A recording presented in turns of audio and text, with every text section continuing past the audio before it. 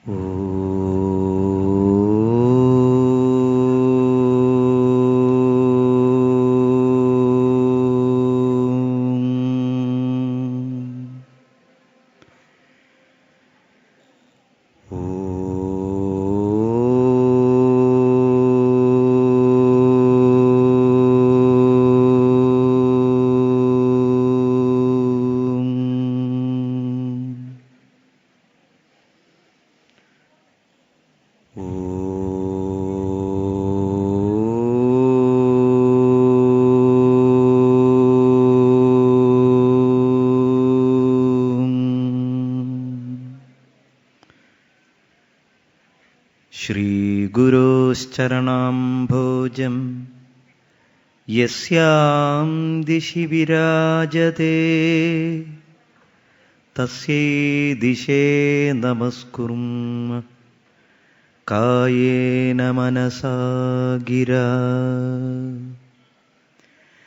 ജന്മാദ്യസ്യ യതോന്വയാതിതരതശ്ചാർത്ഥേഷ്വഭിജ്ഞസ്വരാട് തേനേ ബ്രഹ്മഹൃദായ ആദികവയേ മുഹ്യന്തി യത്സൂരയ തേജോ വാരിമൃദാം യഥാ വിനിമയോ യത്ര ത്രിസർഗോ മൃഷാ ധാംനാ സ്വേന സദാ നിരസ്തകുഹകം സത്യം പരം ധീമഹി. മന്ദാരമൂലേ മദനാഭിരാമം ബിംബാധരാപൂരിതവേണുനാദം ഗോപഗോപീജന ഗോപസംസ്ഥം ഗോപം ഭജേ ഗോകുലപൂർണചന്ദ്രം.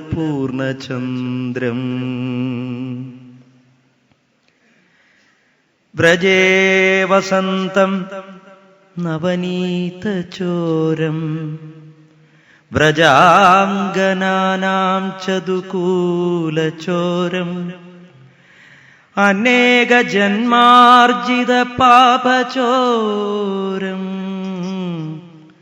ചോരാഗ്രഗണ്യം തമഹം ഭജാമി.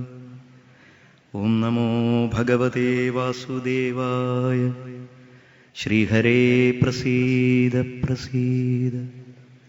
സർവത്ര ഗോവിന്ദനാമ സങ്കീർത്തനം. ഗോവിന്ദ ഹരി ഗോവിന്ദ.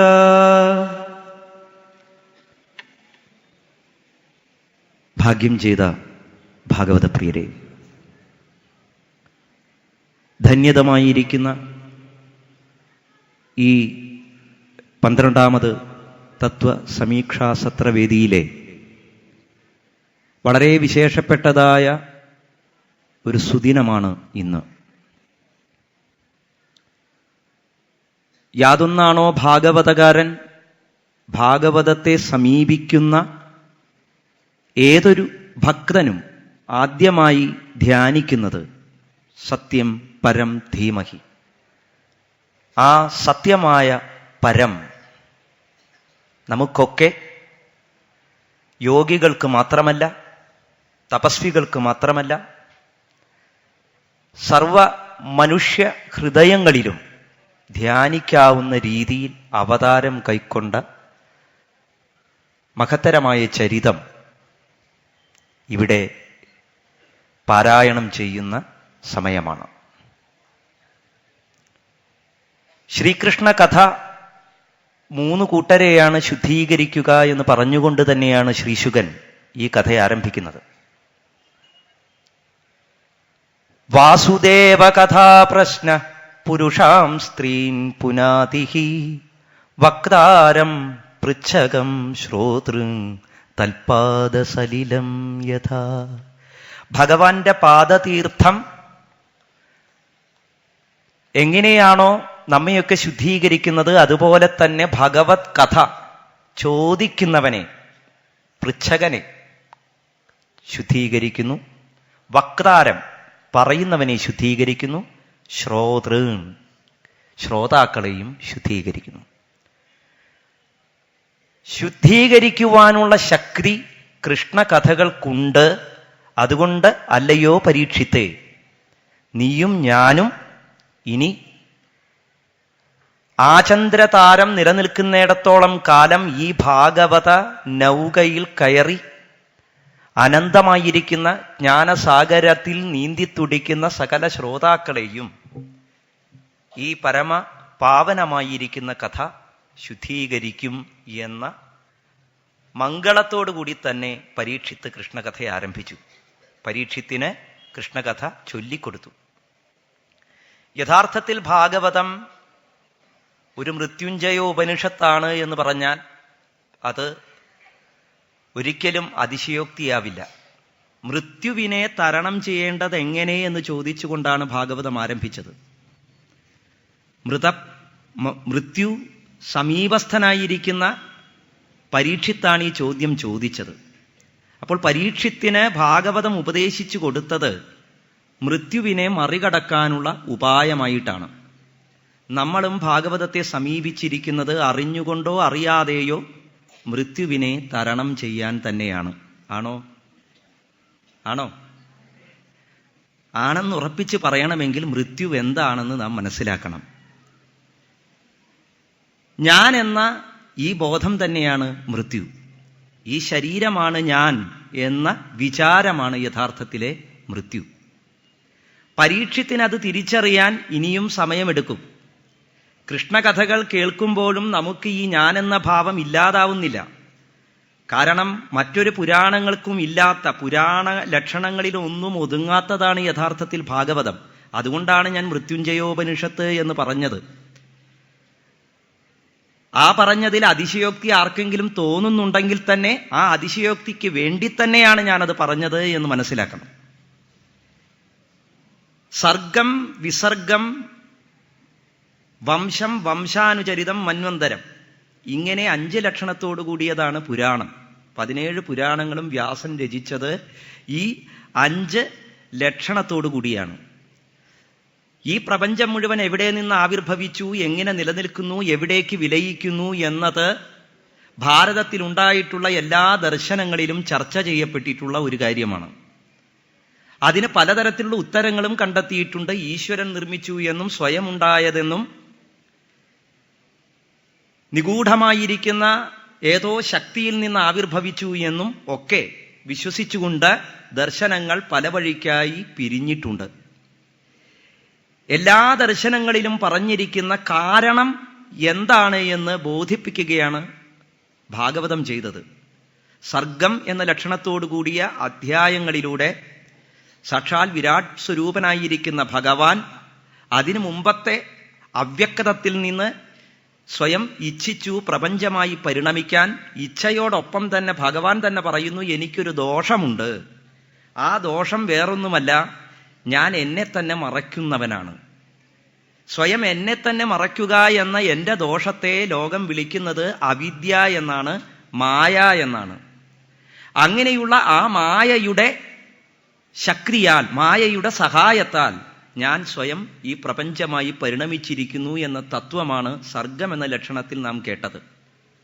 വിതുര മൈത്രേയ സംവാദ രൂപത്തിലൂടെ കടന്നുപോയ പിന്നീടുള്ള വിസർഗ ലക്ഷണത്തിലുള്ള അധ്യായങ്ങളിലും ഈ സ്വയംഭൂമനുവിന്റെ വംശപരമ്പരകളായിട്ട് ജനിച്ച ഉത്താനപാദന്റെയും പ്രിയവ്രതന്റെയും ചരിത്രങ്ങളൊക്കെ വിശദീകരിച്ചതും യഥാർത്ഥത്തിൽ നമുക്ക് നാം അധിവസിക്കുന്നതായ ഈ പ്രപഞ്ചത്തിൽ എന്താണ് സ്ഥാനം എന്ന് ബോധിപ്പിച്ചു തരാനാണ്. ഇത് ബോധ്യപ്പെടാതെ നമുക്ക് കൃഷ്ണകഥ ഉൾക്കൊള്ളാൻ സാധിക്കുകയില്ല.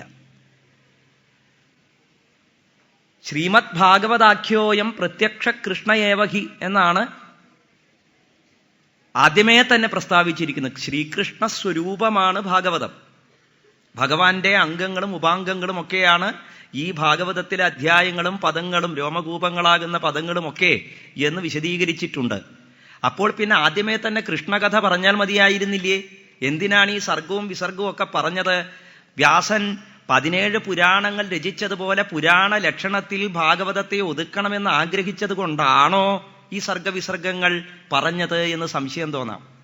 അങ്ങനെയാവാൻ യാതൊരു തരവുമില്ല. കാരണം വേദവ്യാസൻ പുരാണം രചിക്കണമെന്നല്ല ചിന്തിച്ചത്. വ്യാസൻ ഭാഗവതം രചിക്കാനുള്ള കാരണം 17 പുരാണങ്ങളും എഴുതിയിട്ടും അവനവനും മനഃശാന്തിയില്ല, ലോകത്തിൽ വേണ്ട സ്ഥലത്തൊന്നും ഞാൻ ഉദ്ദേശിച്ച ധർമ്മതത്വം എത്തിയിട്ടുമില്ല.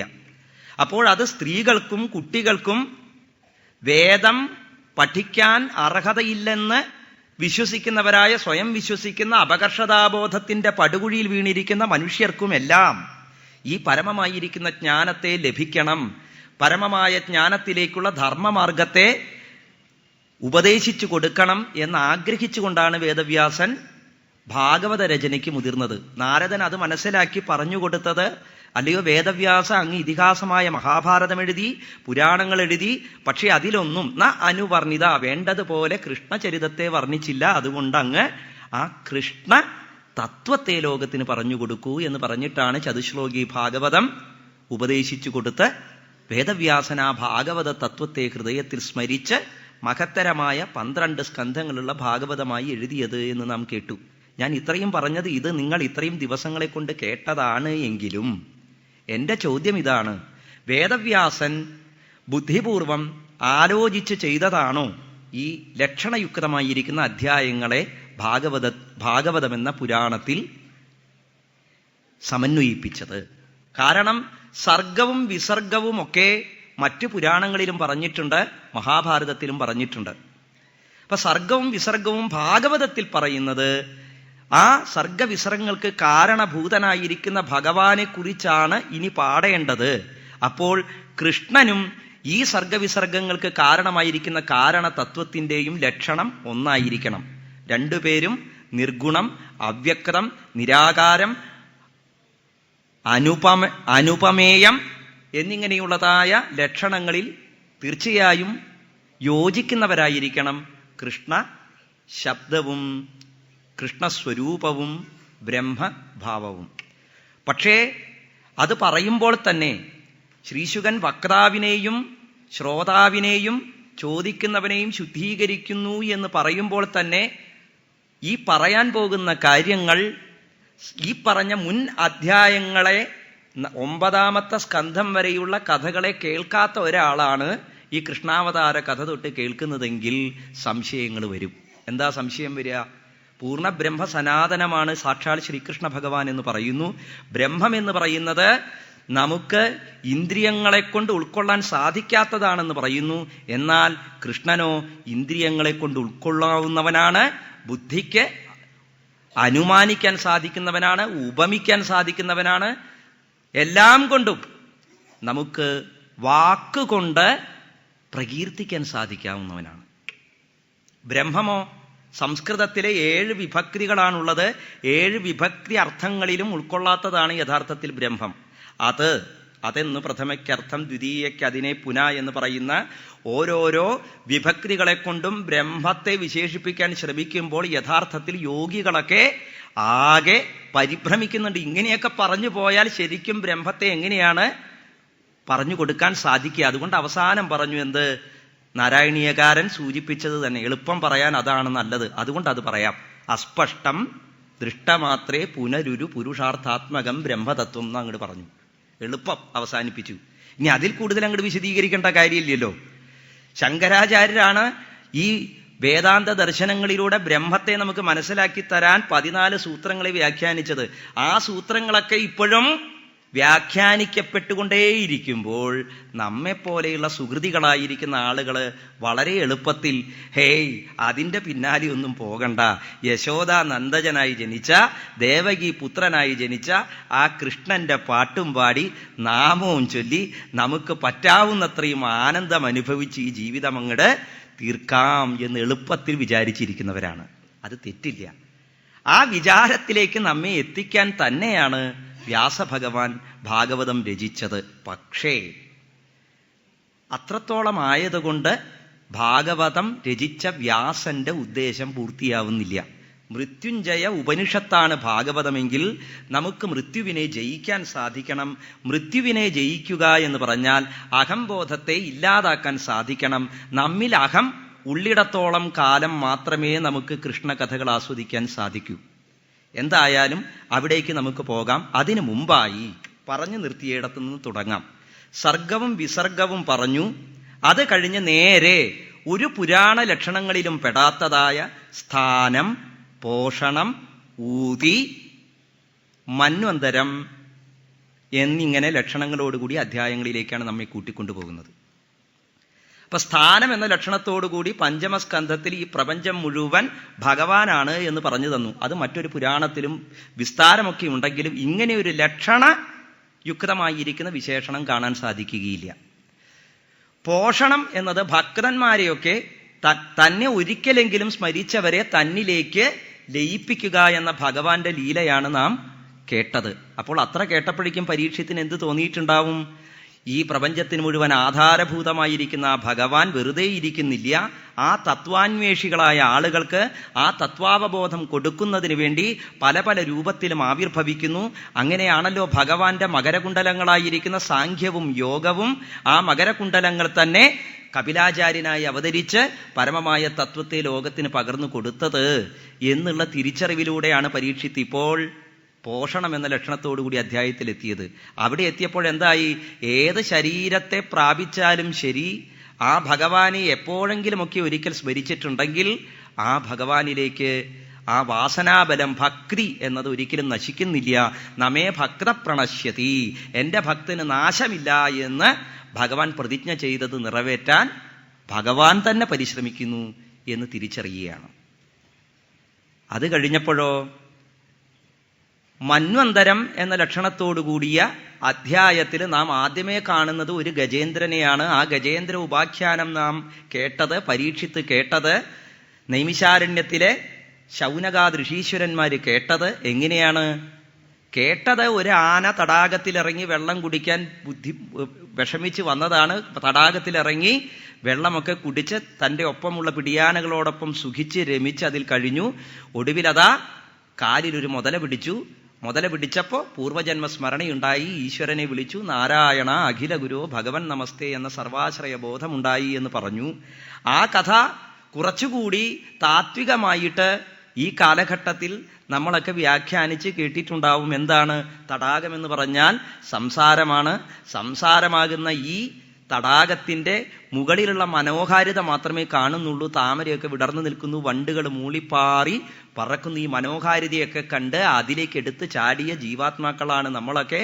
അങ്ങനെയുള്ള ശരീരത്തിൽ വന്നവരായ നമ്മുടെ കഥ തന്നെയാണ് ഗജേന്ദ്രന്റെ കഥ. അതുകൊണ്ട് നമുക്ക് ഗജേന്ദ്രനെ പോലെ ആ നാരായണനാകുന്ന അഖില ഗുരുവിൽ ആശ്രയം പ്രാപിച്ചാൽ മാത്രമേ രക്ഷയുള്ളൂ എന്ന് നാം ചിലപ്പോൾ വ്യാഖ്യാനിച്ച് കേട്ടിട്ടുണ്ടാവും. അത് ശരി തന്നെയാണ്. അപ്പോൾ അതിനർത്ഥം അങ്ങനെയാണെങ്കിൽ ഈ സംസാരത്തിലേക്ക് ചാടാതിരുന്നാൽ പോരെ? പുരഞ്ജനോപാഖ്യാനത്തിൽ കേട്ടിട്ടുണ്ട്, ജീവന്റെ ഒപ്പം മാനസ സരസിൽ ഒരുപോലെ ചിറകിട്ടടിച്ച് പറന്ന അരയന്നങ്ങളാണ് ഞാനും നീയുമെന്ന് അജ്ഞാത സഖാവായിരിക്കുന്ന ഭഗവാൻ പറഞ്ഞപ്പോൾ ആ ഭഗവാന്റെ അടുത്ത് നിന്ന് ഈ ഭൗതികമായിരിക്കുന്ന വിഷയലോകത്തോട് താല്പര്യം തോന്നാൻ എന്ത് കാരണം? വാസനാഗുണങ്ങൾക്കൊന്നും യാതൊരു സ്ഥാനവുമില്ലാത്ത ഇടമാണ് ഭഗവാന്റെ പാതാരവിന്ദം. ആ പാതാരവിന്ദമാകുന്ന തോണിയെ ഹൃദയത്തിൽ ചേർത്തുകൊണ്ടാണ്, ആ തോണിയിൽ കയറിയിട്ടാണ് ഭക്തന്മാര് സംസാരമാകുന്ന സാഗരം കടക്കുന്നത്. കടന്നു കഴിഞ്ഞാലോ ആ തോണി തിരിച്ച് പുഴയിൽ ഒഴുക്കി വിടുന്നില്ല, പകരം തങ്ങളുടെ ഹൃദയത്തോട് ചേർത്ത് വെക്കുകയാണ് ചെയ്യുന്നത്. അപ്പൊ അങ്ങനെയുള്ളതായ വാസനാബലങ്ങൾക്ക്, ലൗകികമായിരിക്കുന്ന വിഷയങ്ങൾക്ക് സ്ഥാനമില്ലാത്ത ഈശ്വരന്റെ അരികത്ത് വർത്തിച്ചിരുന്ന നമ്മളൊക്കെ, അല്ലെങ്കിൽ ഈശ്വര സ്വരൂപം തന്നെയായിരുന്ന നമ്മൾ എന്തുകൊണ്ട് ഈശ്വരനിൽ നിന്ന് വേറിട്ട് ഇങ്ങനെ ഒരു സ്വരൂപമായി തീർന്നു എന്ന് ചിന്തിക്കാം. അപ്പൊ പിന്നെ സംസാരത്തിലേക്ക് ചാടാതിരുന്നാ പോരെ? വെറുതെ എന്തിനാ ഈ വിഷയസുഖങ്ങളെ ഭോഗിച്ച് നാം അധപ്പതിച്ച് അങ്ങനെ നമുക്ക് അവസാനം ഭക്തിയാകുന്നൊരു തോണി തന്നു ഭഗവാൻ തന്നെ എന്ന് ചിന്തിക്കുന്നവരുണ്ടാവാം. ആ ചിന്തയിൽ ഇവിടെ ഗജേന്ദ്രമോക്ഷത്തിന് ഒരു ചെറിയ പുനർവ്യാഖ്യാനം കൂടി കൊടുക്കുകയാണ്. ഈ ഗജേന്ദ്രൻ തടാകത്തിൽ ഇറങ്ങിയതല്ല കുഴപ്പമായത്. നമ്മളൊന്നും ഈ സംസാരമാകുന്ന തടാകത്തിൽ ഇറങ്ങിയതല്ല കുഴപ്പമായത്. കാരണം തടാകം എന്തിനാ? ദാഹം തീർക്കാൻ തന്നെയാ. ഭഗവാന്റെ അടുത്തിരുന്നപ്പോൾ ഭഗവാൻ സൃഷ്ടിച്ച മായികമായ സ്വയം ഭഗവാൻ തന്നെയായിരിക്കുന്ന പ്രപഞ്ചത്തിന്റെ മനോഹാരിത കണ്ടപ്പോൾ ഭഗവാനിൽ നിന്ന് വേർതിരിഞ്ഞ ഒരു അഗ്നിയിൽ നിന്ന് പൊട്ടിത്തെറിച്ച തീപ്പൊരി പോലെ ഭഗവാനിൽ നിന്ന് വേർതിരിഞ്ഞ അഹംബോധത്തോടുകൂടി വേർതിരിഞ്ഞ ജീവാത്മാവിന് എനിക്ക് ഈ പ്രപഞ്ചത്തിലൊക്കെ ഒന്ന് ചുറ്റിക്കറങ്ങണമെന്ന് ആഗ്രഹം തോന്നിയപ്പോൾ ഭഗവാൻ പിന്നെ പൊയ്ക്കോളൂ എന്ന് പറഞ്ഞു. പക്ഷേ ഒടുവിൽ നീ ഇവിടെ തന്നെയാണ് എത്തേണ്ടത് എന്ന തിരിച്ചറിവും കൊടുത്തിട്ടാണ് വിട്ടത്. പക്ഷെ വിട്ടു കഴിഞ്ഞപ്പോൾ അത് മറന്നു. പിന്നെ ഈ തടാകം കണ്ടപ്പോഴോ വെള്ളം കുടിച്ച് ദാഹം തീർന്നിട്ടും ഗജേന്ദ്രൻ പിന്നെ എന്താ ചെയ്തത്? ദാഹം തീർന്നു കഴിഞ്ഞ് തിരിച്ചു പോന്നാ പോരെ? അതാണോ ചെയ്തത്? പിന്നെ എന്താ ചെയ്തത്? അവിടെ പിന്നെ ഒരാൾക്കും വെള്ളം കുടിക്കാൻ പറ്റാത്ത വിധത്തിൽ കലക്കി മറിച്ച് അവിടെയുള്ള സകല സൗന്ദര്യങ്ങളെയും ഉപഭോഗിച്ച് തകർത്തെറിയാണ് ചെയ്തത്. ഒരു താമര പോലും ബാക്കിയില്ലാത്ത അവസ്ഥയിൽ ഒരെണ്ണം അവസാനം എന്തോ ഭാഗ്യത്തിന് കിട്ടി. അല്ലേ? സത്യത്തിൽ ഇതല്ലേ നമ്മൾ ചെയ്തുകൊണ്ടിരിക്കുന്നത്? അല്ലേ? ഈ സംസാരത്തിൽ ഇറങ്ങിയിട്ട് കണ്ണ്, മൂക്ക്, നാവ്, ത്വക്ക്, ചെവി എന്നിങ്ങനെയുള്ള ഇന്ദ്രിയങ്ങളാകുന്ന കുതിരകൾ വിഷയങ്ങളെ തേടി പോകുന്ന സ്വഭാവത്തോടു കൂടിയത് തന്നെയാണ് ഭഗവാൻ. 25 തത്വങ്ങളാകുന്ന വിരാട് സ്വരൂപനാണ്. 25 തത്വങ്ങളിൽ പഞ്ചേന്ദ്രിയങ്ങളും പഞ്ചഭൂതങ്ങളും പഞ്ചജ്ഞാനേന്ദ്രിയങ്ങളും പഞ്ചകർമ്മേന്ദ്രിയങ്ങളും അഹങ്കാരം, ചിത്തം, മനസ്സ് എന്നിങ്ങനെയുള്ളതൊക്കെ ഭഗവാൻ തന്നെയാണ്. അപ്പോൾ പിന്നെ ഇന്ദ്രിയങ്ങൾക്ക് ഇന്ദ്രിയങ്ങളുടേതായ സ്വഭാവം കാണിക്കുന്നതിൽ തെറ്റൊന്നുമില്ല. പക്ഷേ അത് അമിതമാവരുത്. സുഖഭോഗങ്ങള് ആത്മാവിനെ കെടുത്തുന്നതാവരുത്. ഞാനാണ് ഈ ശരീരം എന്ന ഭാവം മാത്രമാവരുത്. ഈ ശരീരം ഉണ്ടെങ്കിലേ ഞാനെന്ന ബോധമുള്ളൂ, അത് പരമാർത്ഥം. ഈ ശരീരം ഉണ്ടെങ്കിലേ നമുക്ക് ധർമ്മം ചെയ്യാൻ സാധിക്കൂ. ഭക്തിഭാവത്തോടുകൂടി ഭഗവാനെ വിളിക്കാനുള്ള നാവ് നമുക്ക് കിട്ടിയത് ഭാഗ്യമെന്ന് നമുക്ക് പറയാം. ഭഗവത് സ്വരൂപം കാണാൻ കഴിയുന്നതിനുള്ള കണ്ണ് കിട്ടിയത് ഭാഗ്യം, ചെവി കിട്ടിയത് ഭാഗ്യം, നളകൂപരന്മാർ പറഞ്ഞതുപോലെ. അത്തരത്തിലുള്ള ഭാഗ്യം നമുക്കുണ്ടായിട്ടും നമ്മൾ അതിലുമുപരി കേവലമായിരിക്കുന്ന നൈമിഷിക സുഖങ്ങളെ മാത്രം ഉപഭോഗിച്ചു. അവിടെയാണ് നമ്മുടെ ജീവൻ അധപ്പതിക്കുന്നത്. ആ ജീവന്റെ അധപ്പതനത്തിൽ നിന്ന് രക്ഷ നേടാൻ ഒരേ ഒരു മാർഗമേ ഉള്ളൂ എന്ന് പറഞ്ഞുകൊണ്ടാണ് ഗജേന്ദ്ര കഥ പറഞ്ഞത്. പിന്നീട് അവിടുന്ന് അങ്ങോട്ട് വിശ്വരൂപ കഥയും വൃത്രാസുരന്റെ ചരിത്രവുമൊക്കെ പറഞ്ഞത്. ഏതേത് ശരീരങ്ങളിൽ ചെന്നാലും ഭക്തി എന്നതൊരു വാസനയാണ്, ഒരു സംസ്കാരമാണ്. ഈശ്വര വിചാരം എന്നതൊരു സംസ്കാരമാണ്. അത് ജന്മാന്തരങ്ങളിലൂടെ പകർന്നു കിട്ടി നമുക്ക് എങ്ങനെയായാലും മുക്തി കിട്ടും എന്നിരിക്കെ പിന്നെ നമ്മൾ പേടിക്കേണ്ട കാര്യം എന്താ? കൃഷ്ണനാമം ചൊല്ലിയാലും ചൊല്ലിയില്ലെങ്കിലും മോക്ഷം നമുക്ക് ഉറപ്പാണ്, അല്ലേ? അപ്പോൾ പിന്നെ അതിൻ്റെ ആവശ്യം എന്താ എന്ന് കുതർക്കം ഉണ്ടാകാൻ സാധ്യതയുണ്ട്. ആ കുതർക്കം ഉണ്ടാവാതിരിക്കാൻ വേണ്ടിയിട്ടാണ് പിന്നീട് ഈശാനുചരിതം എന്ന ലക്ഷണത്തോടു കൂടിയ കഥയാണ് പറയുന്നത്. മന്വന്തരം കഴിഞ്ഞപ്പോൾ പുരാണ ലക്ഷണങ്ങളിൽ പറയുന്നത് വംശാനുചരിതം എന്ന രീതിയിലാണ്. അഗ്നിപുരാണം, ലിംഗപുരാണം മുതലായിരിക്കുന്ന സർവ്വപുരാണങ്ങളിലും അധ്യായങ്ങൾ സൂര്യചന്ദ്ര വംശങ്ങളിലെ രാജാക്കന്മാരുടെ ചരിത്രങ്ങളൊക്കെ പറയുന്നത്. പക്ഷെ ഭാഗവതത്തിൽ സൂര്യവംശവും ചന്ദ്രവംശവും പറയുന്നത് ഈശാനുചരിതം എന്ന ലക്ഷണത്തോടു കൂടിയാ. അതുകൊണ്ട് ഈശ്വര തുല്യരായ ആളുകളുടെ കഥ മാത്രമേ അതിൽ പറഞ്ഞിട്ടുള്ളൂ. വേറെ വംശത്തിൽപ്പെട്ട അനവധി ആളുകളുണ്ട്, അവരുടെയൊക്കെ പേര് മാത്രം പറഞ്ഞുപോയി. കാരണം വ്യാസൻ തീരുമാനിച്ചു ഇതൊക്കെ ഞാൻ പണ്ട് പുരാണങ്ങളിൽ പറഞ്ഞിട്ടുള്ള കാര്യമാണ്, പക്ഷെ ഭാഗവതത്തിൽ പിന്നെയും അത് ആവർത്തിക്കേണ്ട കാര്യമില്ലല്ലോ. അപ്പൊ ഭാഗവതത്തിൽ എന്തിനത് പറയണം? ഈ പറഞ്ഞ ഭക്തിഭാവത്തോടുകൂടി ഭഗവത് തുല്യരായി സ്വധർമ്മങ്ങളെ അനുഷ്ഠിച്ച് ജീവിച്ച മഹാത്മാക്കളുടെ ചരിത്രം ഒന്നൊന്നായി എടുത്ത് സുദ്യുമ്നൻ, ശ്രാദ്ധദേവൻ, സുദ്യുമ്നൻ മുതലായിരിക്കുന്ന ശര്യാദി, അതിൽ സുകന്യയുടെ ചരിതം, നഭകൻ, നാഭാകൻ, അംബരീഷൻ, ശ്രീരാമൻ, പരശുരാമൻ മുതലായിരിക്കുന്നവരുടെ ചരിത്രങ്ങൾ ഭഗവാൻ തന്നെ അവതരിച്ചതും ഭഗവത് തുല്യരായ അംശാവതാരങ്ങളുടെയും ഒക്കെ ചരിത്രങ്ങൾ പറഞ്ഞു കഴിഞ്ഞപ്പോഴേക്കും ഇപ്പതാ പരീക്ഷത്തിന്റെ അവസ്ഥ എന്താ? ഒക്കെ കേട്ടു. മനസ്സിൽ ഇപ്പോൾ എന്തൊക്കെ വന്നു? ദാർശനികമായിരിക്കുന്ന സിദ്ധാന്തങ്ങളെല്ലാം ഈ കഴിഞ്ഞ സ്കന്ധങ്ങളിലൂടെ പൂർത്തിയായി കഴിഞ്ഞു. ഇപ്പോൾ ഈശാനുചരിതത്തിലൂടെ പൂർണ്ണമായിരിക്കുന്ന ഭക്തിഭാവം തെളിഞ്ഞിരിക്കുന്ന പരീക്ഷത്തിനോട് ഒരൊറ്റ അധ്യായം കൊണ്ട് യദുവംശത്തിലെ ഭഗവാൻ ശ്രീകൃഷ്ണന്റെ കഥ അങ്ങോട്ട് പറഞ്ഞ് അവസാനിപ്പിച്ചു. അങ്ങനെ ഭഗവാൻ അർജുനനെയും പാണ്ഡവരെയും കൊണ്ട് തൻ്റെ ധർമ്മസംസ്ഥാപനം എന്നതായ അവതാര ലക്ഷ്യം പൂർത്തീകരിച്ച് ഒടുവിൽ അതാ യദുവംശത്തെ സ്വയം നശിപ്പിച്ച് സ്വധാമത്തിലേക്ക് മടങ്ങി എന്നും പറഞ്ഞ് ശ്രീശുകൻ എഴുന്നേറ്റ് പോവാൻ തുടങ്ങുകയാണ്, അല്ലേ? എന്തിനു വേണ്ടിയാണോ ഇത്രയും നേരം കാത്തിരുന്നത്? ഇത്രയും ദിവസങ്ങൾ, എത്ര ദിവസങ്ങളായി?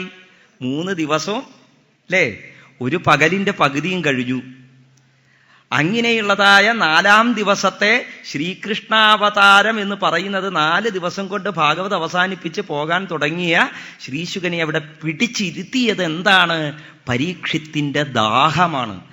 അന്നത്തെ ദാഹം എന്നത്തെ ദാഹം? ഋഷിയുടെ കഴുത്തിൽ ചത്ത പാമ്പിനെ ഇടാൻ തോന്നിയ ദാഹമുണ്ടല്ലോ, അത് വെറും ശരീരത്തിനുണ്ടായ ദാഹമാണെങ്കിൽ പിന്നീട് പരീക്ഷത്തിനുണ്ടായ ദാഹം ജ്ഞാനത്തിന് വേണ്ടിയുള്ള ദാഹമാണ്. ഈ പറഞ്ഞ ശരീരം ഇത്രയും ക്ഷണികമാണെങ്കിൽ ഒരു ബ്രാഹ്മണ ബാലകൻ നിന്നെ ഇതാ 7ാമത്തെ ദിവസം തക്ഷകൻ ദംശിച്ച് മരിക്കും എന്ന് പറഞ്ഞാൽ തീരുന്നതാണ് ഒരു ശരീരമെങ്കിൽ, ആണോ? ആരാ മരിക്കുന്ന ബ്രാഹ്മണൻ ശപിച്ചത്? പരീക്ഷിത്താണ്. പരീക്ഷിത്ത് ആരാ? അതാണ് ഞാൻ മൃത്യുഞ്ജയ ഉപനിഷത്താണെന്ന് പറയാൻ കാരണം. കേൾക്കുന്നവൻ തന്നെ മൃത്യുവിനെ ഗർഭപാത്രത്തിൽ വെച്ച് ജയിച്ചവനാണ്. എങ്ങനെയാ ജയിച്ചത്? സാക്ഷാൽ പാണ്ഡവ വംശത്തിൽ പിറന്ന ഭഗവത് സഹോദരിയായ സാക്ഷാൽ മായയായിരിക്കുന്ന ആ സുഭദ്രയുടെ പുത്രനായിരിക്കുന്ന അഭിമന്യുവിന്റെ ധർമ്മപത്നിയായിരിക്കുന്ന ഉത്തരയുടെ ഗർഭപാത്രത്തിൽ വെച്ച അശ്വത്ഥാമാവിന്റെ വെറും അസ്ത്രമല്ല, ആഗ്നേയാസ്ത്രമല്ല, പർജന്യാസ്ത്രമല്ല, വാരുണാസ്ത്രമല്ല, ബ്രഹ്മാസ്ത്രം അപാണ്ഡവേയം എന്ന ലക്ഷ്യത്തിൽ ആ ശിശുവിനെ നശിപ്പിക്കാൻ തുടങ്ങിയപ്പോഴാണ് സാക്ഷാൽ ഭഗവാൻ അത് സുദർശന ചക്രത്താൽ ആ ഗർഭസ്ഥ ശിശുവിനെ പരിരക്ഷിക്കുകയും ശംഖചക്ര ഗദാ പത്മജ ഭാവത്തോടുകൂടി ആ ഗർഭസ്ഥ ശിശുവിന്റെ സ്മൃതിയിൽ സംസ്കാരമായി ഭഗവത് സ്വരൂപം തന്നെ അലിഞ്ഞു ചേർന്നിട്ടുണ്ട്.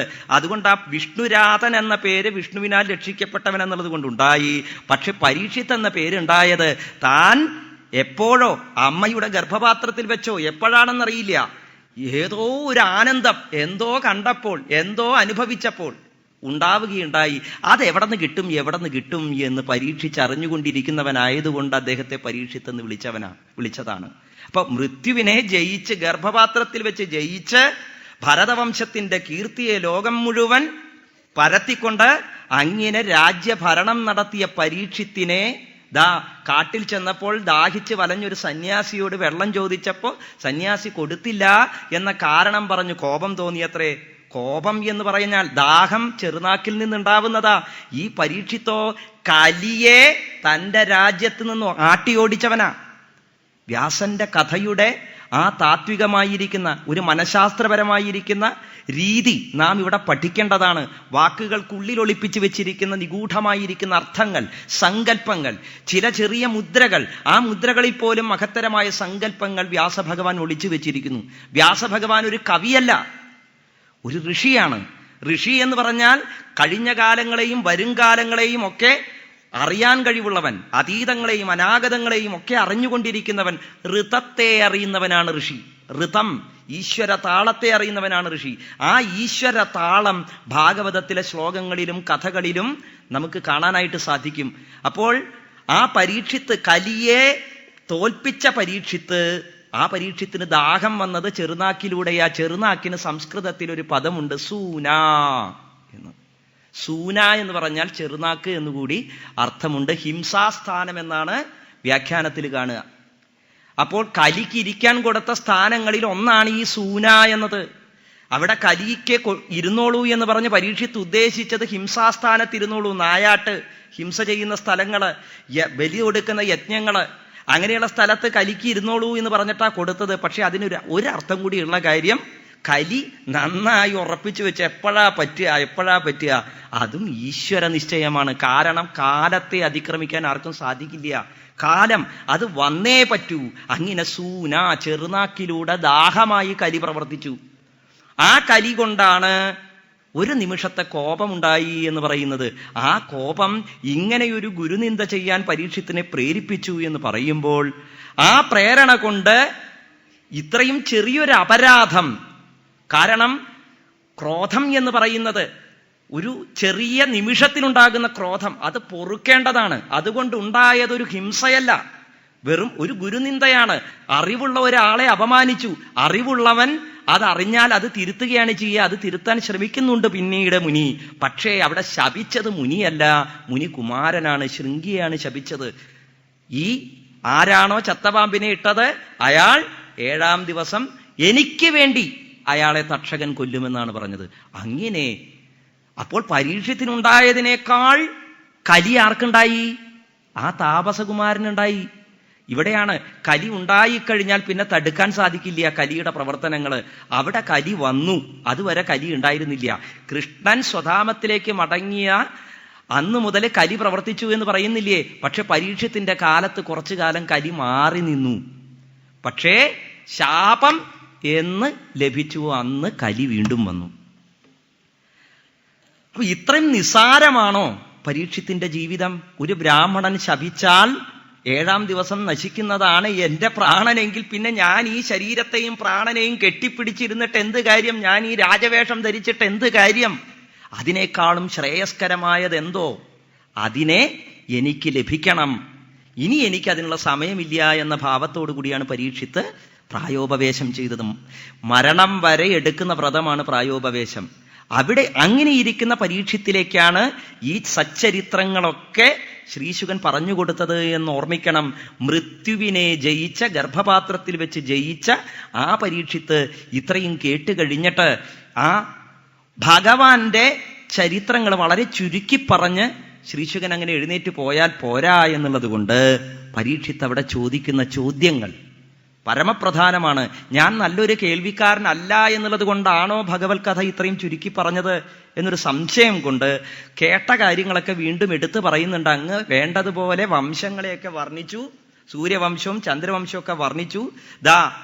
പിന്നീട് കൃഷ്ണകഥ ചുരുക്കി പറഞ്ഞു. അത് എനിക്ക് വിസ്തരിച്ച് കേൾക്കണം. ഭഗവാൻ എത്ര കാലം ജീവിച്ചു, ഭഗവാൻ ജനിച്ച് ഇവിടെ ചെയ്തതായ വീരകൃത്യങ്ങൾ എന്തൊക്കെയാണ്? സാക്ഷാൽ ബലരാമൻ രോഹിണീപുത്രനായിട്ട് അങ്ങ് പറഞ്ഞു, ദേവകീ ഗർഭമായിട്ട് എങ്ങനെ സംബന്ധമുണ്ടായി എന്നിങ്ങനെയുള്ള ചോദ്യമാണ് പരീക്ഷിത്ത് ചോദിക്കുന്നത്. പരീക്ഷിത്ത് കൂടുതലൊന്നും ആഗ്രഹിച്ചിട്ടില്ല. എന്താ ആഗ്രഹിച്ചത്? നമ്മളൊക്കെ ഇപ്പോൾ ആഗ്രഹിച്ചു കൊണ്ടിരിക്കുന്നതാണ് ആഗ്രഹിച്ചിട്ടുള്ളത്. എന്താ ആഗ്രഹിച്ചത്? കൃഷ്ണന്റെ കഥ കേൾക്കണം, അല്ലേ? അതിൽ കൂടുതലൊന്നും ആഗ്രഹിച്ചിട്ടില്ല. പക്ഷേ ശ്രീശുകൻ പറയാൻ പോകുന്ന വക്താവിനറിയാം കൃഷ്ണന്റെ കഥ വെറുതെ അങ്ങോട്ട് പറഞ്ഞാൽ പറ്റില്ല. കാരണം ആ കഥ പറഞ്ഞുകൊണ്ടിരിക്കുമ്പോൾ തന്നെ ആ കഥയിലെ താത്വികമായ അർത്ഥം ബോധിക്കാൻ കഴിവുള്ള ഒരാൾക്ക് അത് ഈ രീതിയിൽ പറഞ്ഞു കൊടുത്തിട്ട് കാര്യമുള്ളൂ എന്നറിയാവുന്ന ശ്രീശുകൻ ആ രീതിയിൽ തന്നെ കഥയെ ആരംഭിച്ചു. അതുകൊണ്ടാണ് ഭൂമിയിൽ ദുഷ്ടന്മാരായിരിക്കുന്ന രാജാക്കന്മാരുടെ ഭാരം വർദ്ധിച്ചു വന്ന സമയത്ത് ആ ഭാരം കുറയ്ക്കുന്നതിന് വേണ്ടി ഭൂമിദേവി ഗോരൂപിണിയായി വന്ന് ബ്രഹ്മദേവനോടും ദേവന്മാരോടുമൊപ്പം പാലാഴിയുടെ തീരത്ത് വന്ന് അപേക്ഷിച്ചപ്പോൾ ഭഗവാൻ അവിടെ പ്രത്യക്ഷനായത് അശരീരിയായിട്ടാണ്. അശരീരിയായ ആ ഭഗവൻ ഇച്ഛയെ ബ്രഹ്മാവറിഞ്ഞ് ദേവകളോട് പറയുകയാണ് ചെയ്തത്, അല്ലയോ ദേവന്മാരെ, ഭഗവാൻ ജനിക്കുമെന്ന് പ്രതിജ്ഞ ചെയ്തിരിക്കുന്നു, വസുദേവപുത്രനായി വാസുദേവനായി. പക്ഷെ ഭഗവാൻ ജനിക്കുന്നതിന് മുമ്പേ നിങ്ങൾ ഓരോരുത്തരും ഭൂമിയിൽ പോയി ജനിക്കണം. എന്തിനാണ് ഭഗവാൻ ജനിക്കുന്നത്? ഭഗവത് ജനനത്തിന് മുമ്പ് ഗോപന്മാരും ഗോപികമാരും ഒക്കെ യദുക്കളിലും വൃഷ്ണികളിലും മാധവന്മാരിലും മധുക്കളിലും ഒക്കെ ആയിട്ട് പല പല പേരുകളിലും ഭാവങ്ങളിലും ഒക്കെ ജനിച്ചു. ദുഷ്ടന്മാരായിരിക്കുന്ന അസുരന്മാര് ജനിച്ചതുപോലെ തന്നെ ദേവന്മാരും ജനിച്ചു. ദേവന്മാര് യദുക്കളായിട്ടാണ് ജനിച്ചത്. അതാ പിന്നീട് നേരെ കംസന്റെ കഥയിലേക്ക് കടന്നു. കംസൻ സ്വന്തം സഹോദരിയായിരിക്കുന്ന ദേവകിയുടെ വിവാഹ ഘോഷയാത്രാ സമയത്ത് ദേവകിയെ രഥത്തിൽ ആനയിച്ചു കൊണ്ടുപോകുമ്പോൾ സ്വയം ആ രഥത്തിന്റെ സൂതനായി, സാരഥി ആയി ആ കുതിരകളുടെ രശ്മി കയ്യിൽ പിടിച്ചുകൊണ്ട് തൻ്റെ സഹോദരിയോടുള്ള സ്നേഹം പ്രകടിപ്പിക്കുന്നതിന് വേണ്ടി സഞ്ചരിച്ചു കൊണ്ടിരുന്നു. അപ്പോൾ ഈ രഥത്തിൽ പോകുന്നത് ആരൊക്കെയാ? വസുദേവരും ദേവകിയും. രഥം ഓടിക്കുന്നത് കംസനാണ്. പഥിപ്രഗ്രഹണേ, വഴിയിൽ വെച്ച് രഥം ഓടിച്ചു കൊണ്ടിരിക്കുന്ന കംസനോട് അശരീരി ഉണ്ടായി, നീ ഇങ്ങനെ കൂടെ കൊണ്ടുപോകുന്ന നിന്റെ സഹോദരിയുടെ 8ാമത്തെ ഗർഭത്തിൽ ജനിക്കുന്ന പുത്രൻ നിന്റെ അന്തകനായി തീരുമെന്ന്. വല്ല ആവശ്യമുണ്ടോ ഇതിൻ്റെ? ഒരാവശ്യവുമില്ല. കംസൻ തൻ്റെ സഹോദരിയോടുള്ള സ്നേഹം പ്രകടിപ്പിച്ചുകൊണ്ടാണ് സ്വയം രഥം ഓടിച്ചത്. പക്ഷെ ഒരു അശരീരി വാക്ക് കേട്ടതോടുകൂടി കംസന്റെ ഭാവം മാറി. അപ്പോഴാണ് അശരീരി വാക്ക് എന്തിനായിരുന്നു എന്ന് നമുക്ക് മനസ്സിലാവുക. ആദ്യം നാം ചിന്തിക്കും കംസനോട് ഇതിങ്ങനെ ആദ്യമേ തന്നെ പറഞ്ഞ കാരണമല്ലേ ഈ കുഴപ്പങ്ങളൊക്കെ ഉണ്ടായെന്ന്. പക്ഷേ പിന്നീട് കംസൻ പ്രവർത്തിച്ച പ്രവർത്തികൾ ആലോചിക്കുമ്പോൾ ഈ അശരീരി എന്തിനായിരുന്നു എന്ന് നാം തിരിച്ചറിയുകയാണ്. ഇത് കേട്ടപാടെ ദേവകിയെ വധിക്കാനാണ് കംസൻ ഒരുങ്ങിയത്. ദേവകിയുടെ മുടിക്ക് കുത്തിപ്പിടിച്ച് വധിക്കാൻ ഒരുങ്ങിയ സമയത്ത് വസുദേവര് അനവധി കാര്യങ്ങൾ താത്വികമായിട്ട് പറയുന്നുണ്ട്. സാമം ഭേദം, ഇത് രണ്ടുമാണ് ആദ്യം ഉപയോഗിക്കുന്നത്. സാമം, ദാനം, ഭേദം, ദണ്ഡം. 4 ഉപായം. ഏതുപായം ഉപയോഗിച്ചിട്ടാണെങ്കിലും മനുഷ്യർക്ക് ബുദ്ധി തന്നിരിക്കുന്നത് മരണത്തെ എങ്ങനെയെങ്കിലും മറികടക്കാൻ സാധിക്കുമെങ്കിൽ അതിനു വേണ്ടിയിട്ടാണ്. സത്യത്തിൽ ഇവിടെ കംസൻ ചെയ്യുന്നതും അതാണ്. തനിക്ക് വരാൻ പോകുന്ന മരണത്തെ ഏത് വിധേനയും മറികടക്കുക എന്ന ഉപായമാണ് കംസൻ കണ്ടത്. അതിന് കംസൻ ഉപയോഗിച്ചത് ദണ്ഡമാണ്. ആ മരണം എത്തുന്നതിന് മുമ്പേ അതിന് നിമിത്തമായിരിക്കുന്ന സഹോദരിയോട് സ്വാർത്ഥോന്മൂലിത ചേതസനായിരിക്കുന്ന കംസൻ, തൻ്റെ ശരീരത്തെ മാത്രം സ്നേഹിക്കുന്നവനായ കംസൻ കൊല്ലാൻ ഒരുങ്ങുകയാണ് ചെയ്തത്. ഓരോ ശിശുക്കളെയും കൊന്ന് പെൺകുഞ്ഞിനെ കൊല്ലാൻ പോകുമ്പോൾ കംസനെ വിശേഷിപ്പിക്കുന്ന വിശേഷണമാണ് സ്വാർത്ഥനാണ് കംസൻ. എന്തിൽ സ്വാർത്ഥത? തൻ്റെ പ്രാണനെ മാത്രം സ്നേഹിക്കുന്നവൻ എന്നർത്ഥത്തിൽ.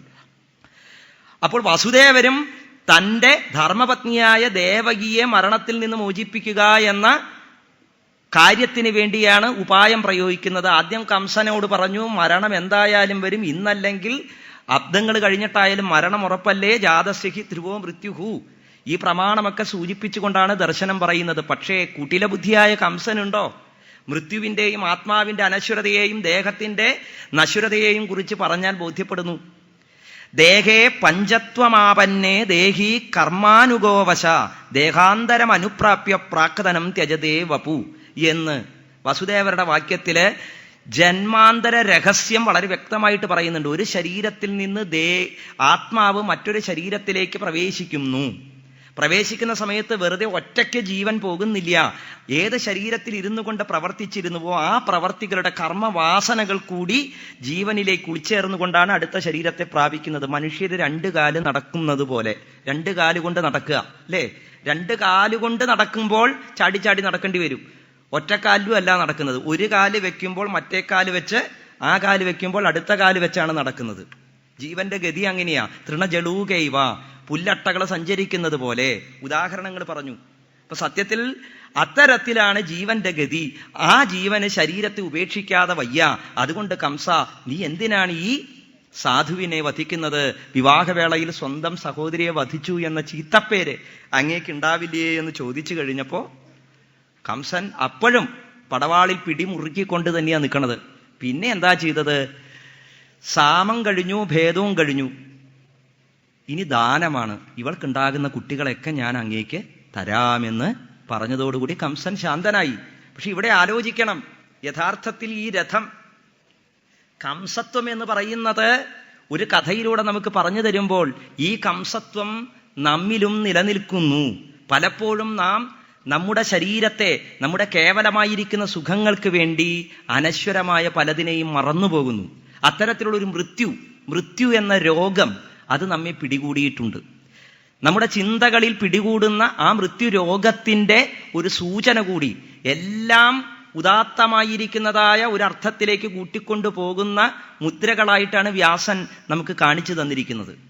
പൃഥു മഹാരാജാവ് യജ്ഞം കഴിഞ്ഞ് ആ ഭഗവാനെ പ്രത്യക്ഷപ്പെടുത്തി.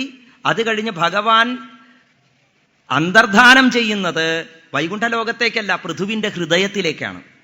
ധ്രുവന്റെ ചരിതം കാണുമ്പോൾ നമ്മൾ കാണും, ധ്രുവൻ ഭഗവാനെ പ്രത്യക്ഷപ്പെടുത്തി അനവധി കാലം 36,000 സംവത്സരം രാജ്യം ഭരിച്ച് സുഖഭോഗങ്ങൾ അനുഭവിച്ച് ഒടുവിൽ വാനപ്രസ്ഥം സ്വീകരിച്ച് ആ ഭഗവാനെ തപസ് ചെയ്ത് ആ ധ്രുവന്റെ മുമ്പിൽ വൈകുണ്ഠലോകത്ത് നിന്ന് രഥം വന്ന് നിന്ന സമയത്ത് ധ്രുവന്റെ മുന്നിലെ രഥത്തിലേക്ക് കയറാനുള്ള ചവിട്ടുപടിയായിട്ടാണ് മരണം വന്നു നിന്നത്. മൃത്യുദേവൻ തല കുനിച്ചു കൊടുത്തത്. ആ മൃത്യുവിന്റെ തലയിൽ കാല് വെച്ചുകൊണ്ടാണ് ധ്രുവൻ കയറിപ്പോയത്.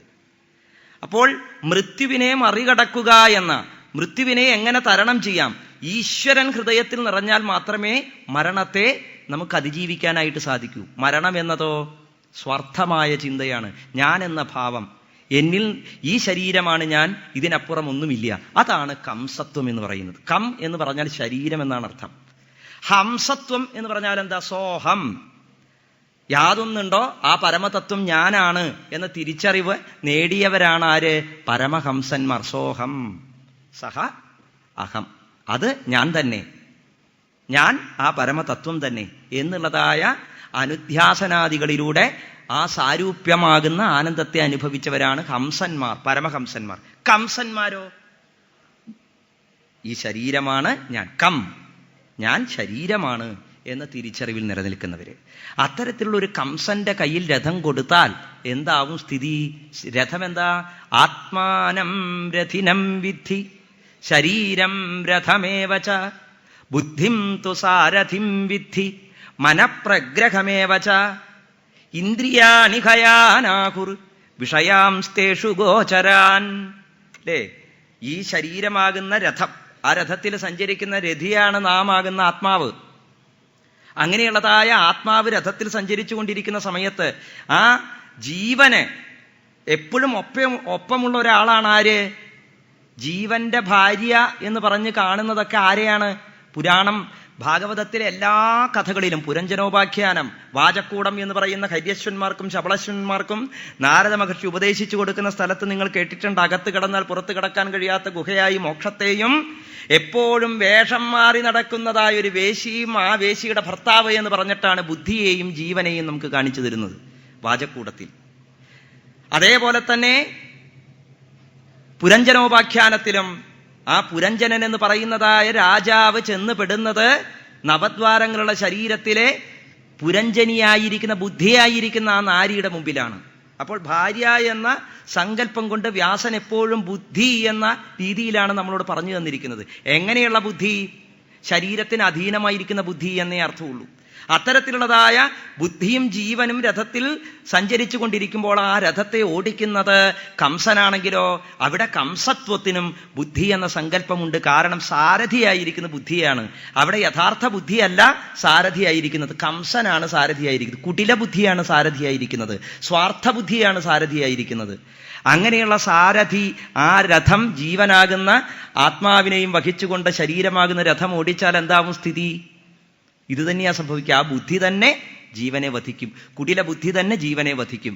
എന്നാൽ അർജുനൻ ചെയ്തതോ തന്റെ സാരഥിയാകുന്ന ബുദ്ധി ആരെയാക്കി?